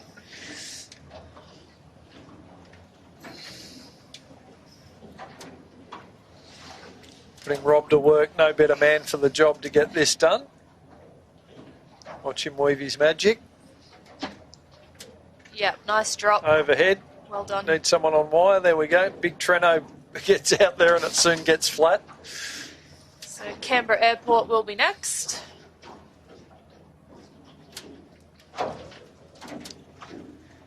So these boats have one more windward, a leeward, and then finish up the top. So 3 more legs to go.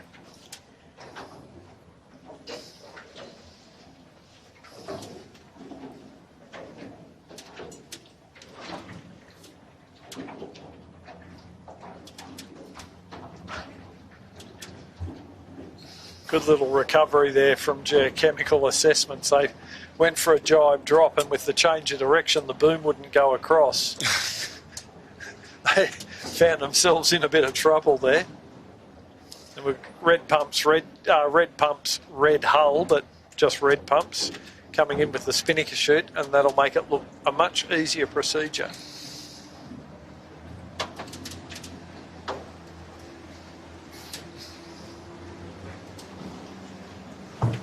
They just ran out of pressure there, though, the red pumps. It's almost like the breeze is lifting off right at that mark on them. Yeah. Yeah.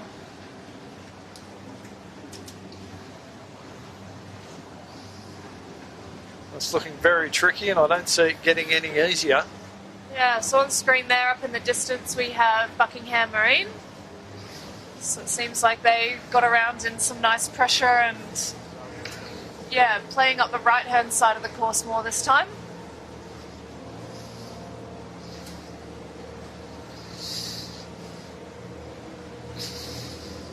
Yeah, I haven't been throwing rocks out the window. Have we got another? Are we heading up to the finish, or have we got one That's more what lap to we've go? got Jess on, mate. We've got the smart one on. Yeah, the mathematician. Another whole lap we've Another got. lap and another leg up to the finish.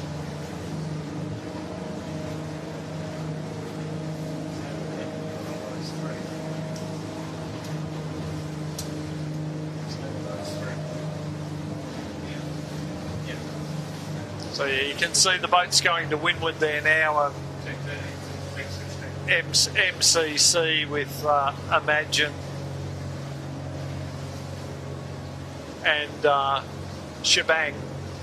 Shebang just had some trouble holding height out of there against the two slightly more fancied boats. It looks like MCC has managed to climb out and over Shebang.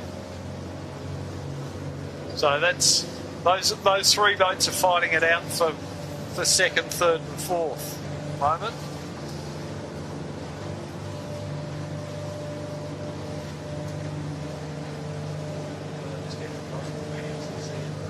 And it's pretty close. I think Shebang will cross MCC. Oh, the MCC choosing to tack. Better option to tack underneath, and I Yep. suspect they'll try and put the squeeze on them, Jess. Yep, I'd say so. They'd be working hard right now.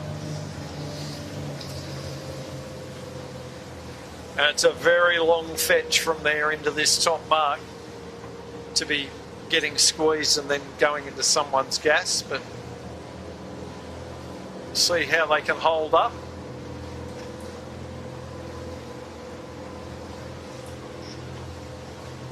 Yeah, so it looks like our start boat has set themselves up for a shortened course at the top this time.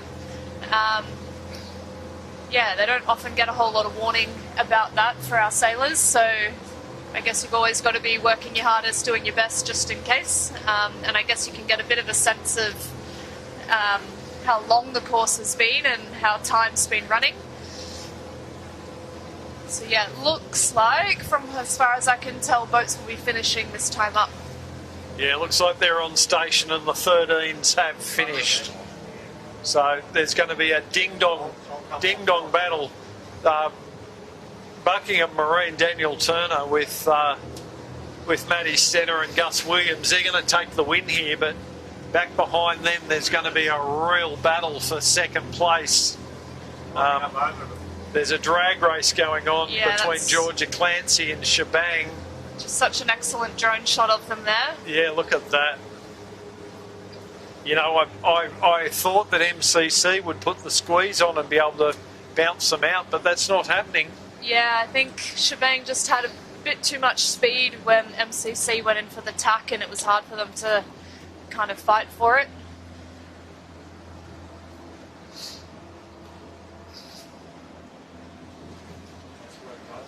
Really good battle for second place, or second, third and fourth, between Shebang, Modern Concept Constructions and Imagine Signage. Yeah, well, why Modern Concept Constructions and Shebang have been in a bit of a battle. Imagine's been able to do their own thing, and they're Slipping through to leeward, aren't they? Slipping through to leeward, so that second place is going to be the one to watch. Yeah, but very tight.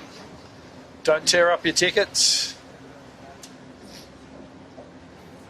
Okay, I think we're finishing. Oh, yeah, we are. We're finishing now. So it looks like Harkins won that one.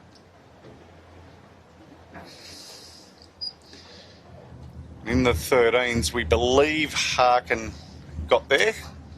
We could be wrong, but don't forget, check the website, and that's where you'll find the results, and we'll we'll actually show you the results on the 11th. How's that for a deal? Yeah, I'm not sure if it was them or Buckingham Marine. Or Buckingham, yeah, maybe Buckingham. I think it might have been Buckingham Well, there Marine. look, we got it right in the 16s anyway. Yep. Dole. It was They Buckingham might, Marine. have, they might have been. It might be a double for the 13-16. Yeah, so MCC on screen just tacking out now from that bad air, and as predicted, Shebang are going to put a cover on with Imagine very close as well. This is a great battle for second place. But George has done well there. She's in the controlling position.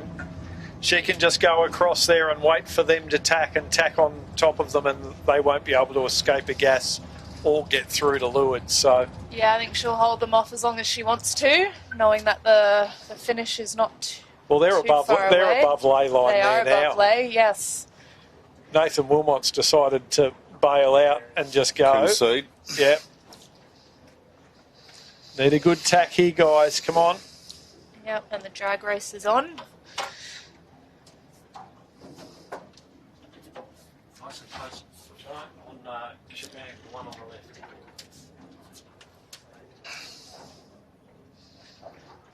Looks like Shebang will have it.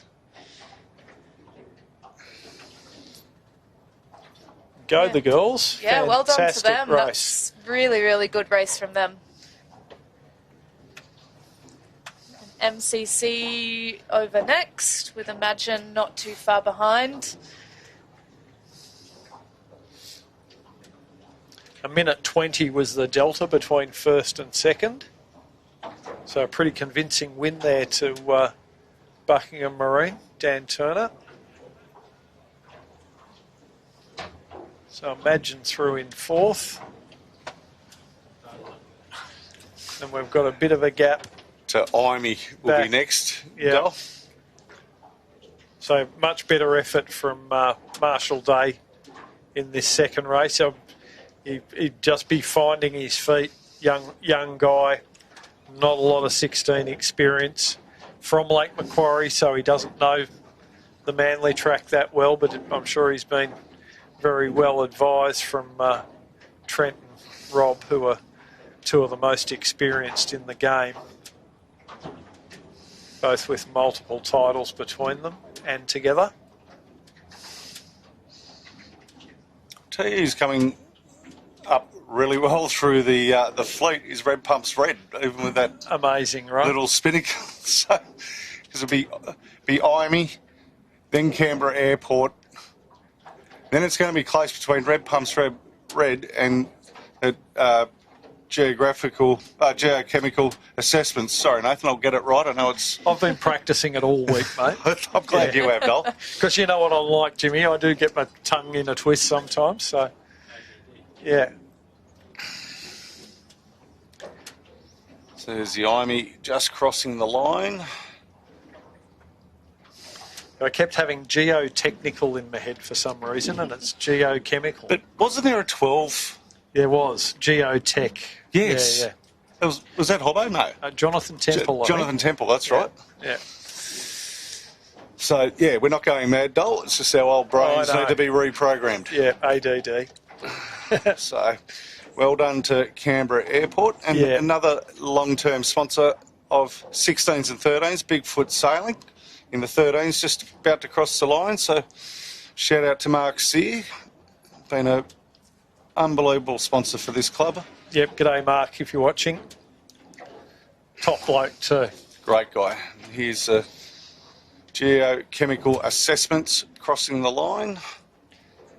And this is going to be real close between Red Pumps Red and Bartley Construction. So Bartley for mine, maybe. Oh, I don't know. it's gonna be Red Pumps very Red just close. surged there. You've They got can us fold nicely over, Zoe. lined. Yeah, Red Pumps are going to get it. Got there.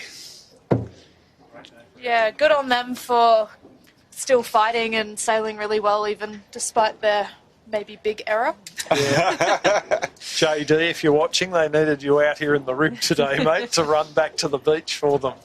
Oh, he'll be kicking himself. What could have been. They were lightning fast upwind, that's for sure today. So, yeah, but like They could have started this club championship with 2 bullets. I know. Yeah. They got 1. It's not bad, but God, you'd be ruining at the end of the club championship. All right, well, next we've got Red Pumps, followed by Botany Access. Yeah, and I guess that's part of the reason why if we sail enough races, you do get a drop, your worst result of the series. So Yeah, that's one saving grace, but Yeah. you don't want to use that up too early No, in not the too early. championship.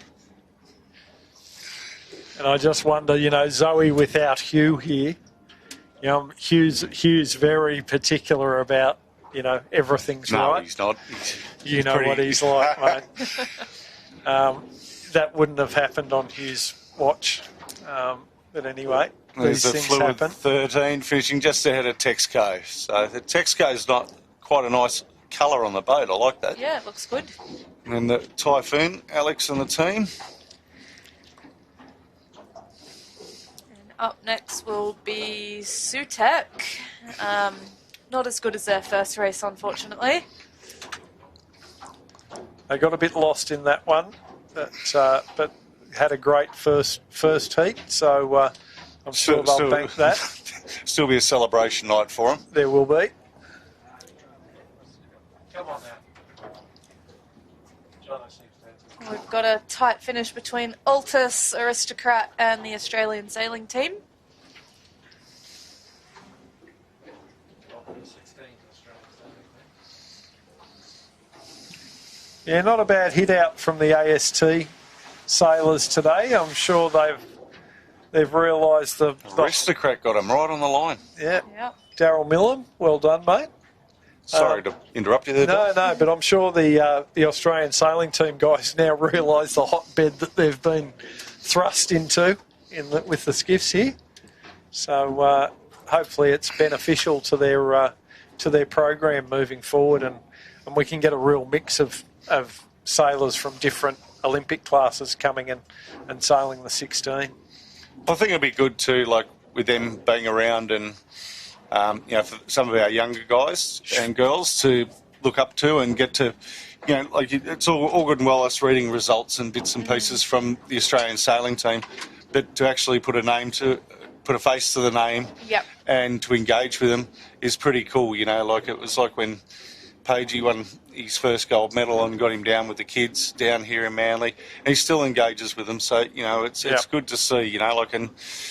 Yeah, I was one of those young little kids when Malcolm came in and gave Yeah. us a little talk, and I was just starstruck. So cool. Yeah, And now to have competed against him is just such a cool thing. Yeah, no, Yeah. it is, and it's as Dol alluded to, it is a bit of a humble learning ground for the Australian sailing team. Like I remember when Mal and Nath won that gold, and then they jumped into 16 Ronston, and Yeah. everyone was going, the people were trying to come up with rules to exclude them from sailing. Yeah. And I remember the first race, which was at Scarborough up in Queensland.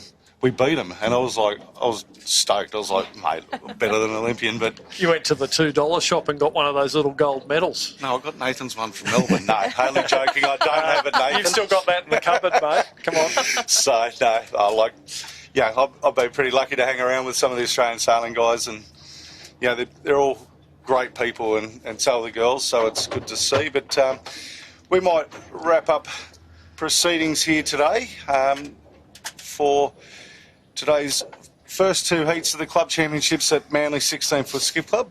Please join us on the 11th of next month for Heat 3, one long course. Dole, all the best overseas, mate. We'll be tuning in and checking it out. And Thank you, mate. And thanks for the support from... I've had a bunch of support from a lot of people helping me get there, so... and my training partners, it's been quite a journey to get to where I am now, so I'm really looking forward to it, mate. Hopefully we're sitting next to a gold medalist when you get back, mate. We'll see. If I get one from the $2 shop. Okay, yeah. we'll see what we can do. Jess, thanks as always for jumping in and helping out in commentary. It's always a pleasure to have you. Thanks for having me. And, Love being here. I'll check your diary to see if you're available for the next one, but we'll let you know soon enough. So this has been a Sail Media production for the Manly 16ft Skiff Club. Thank you for joining us. Afternoon. See ya.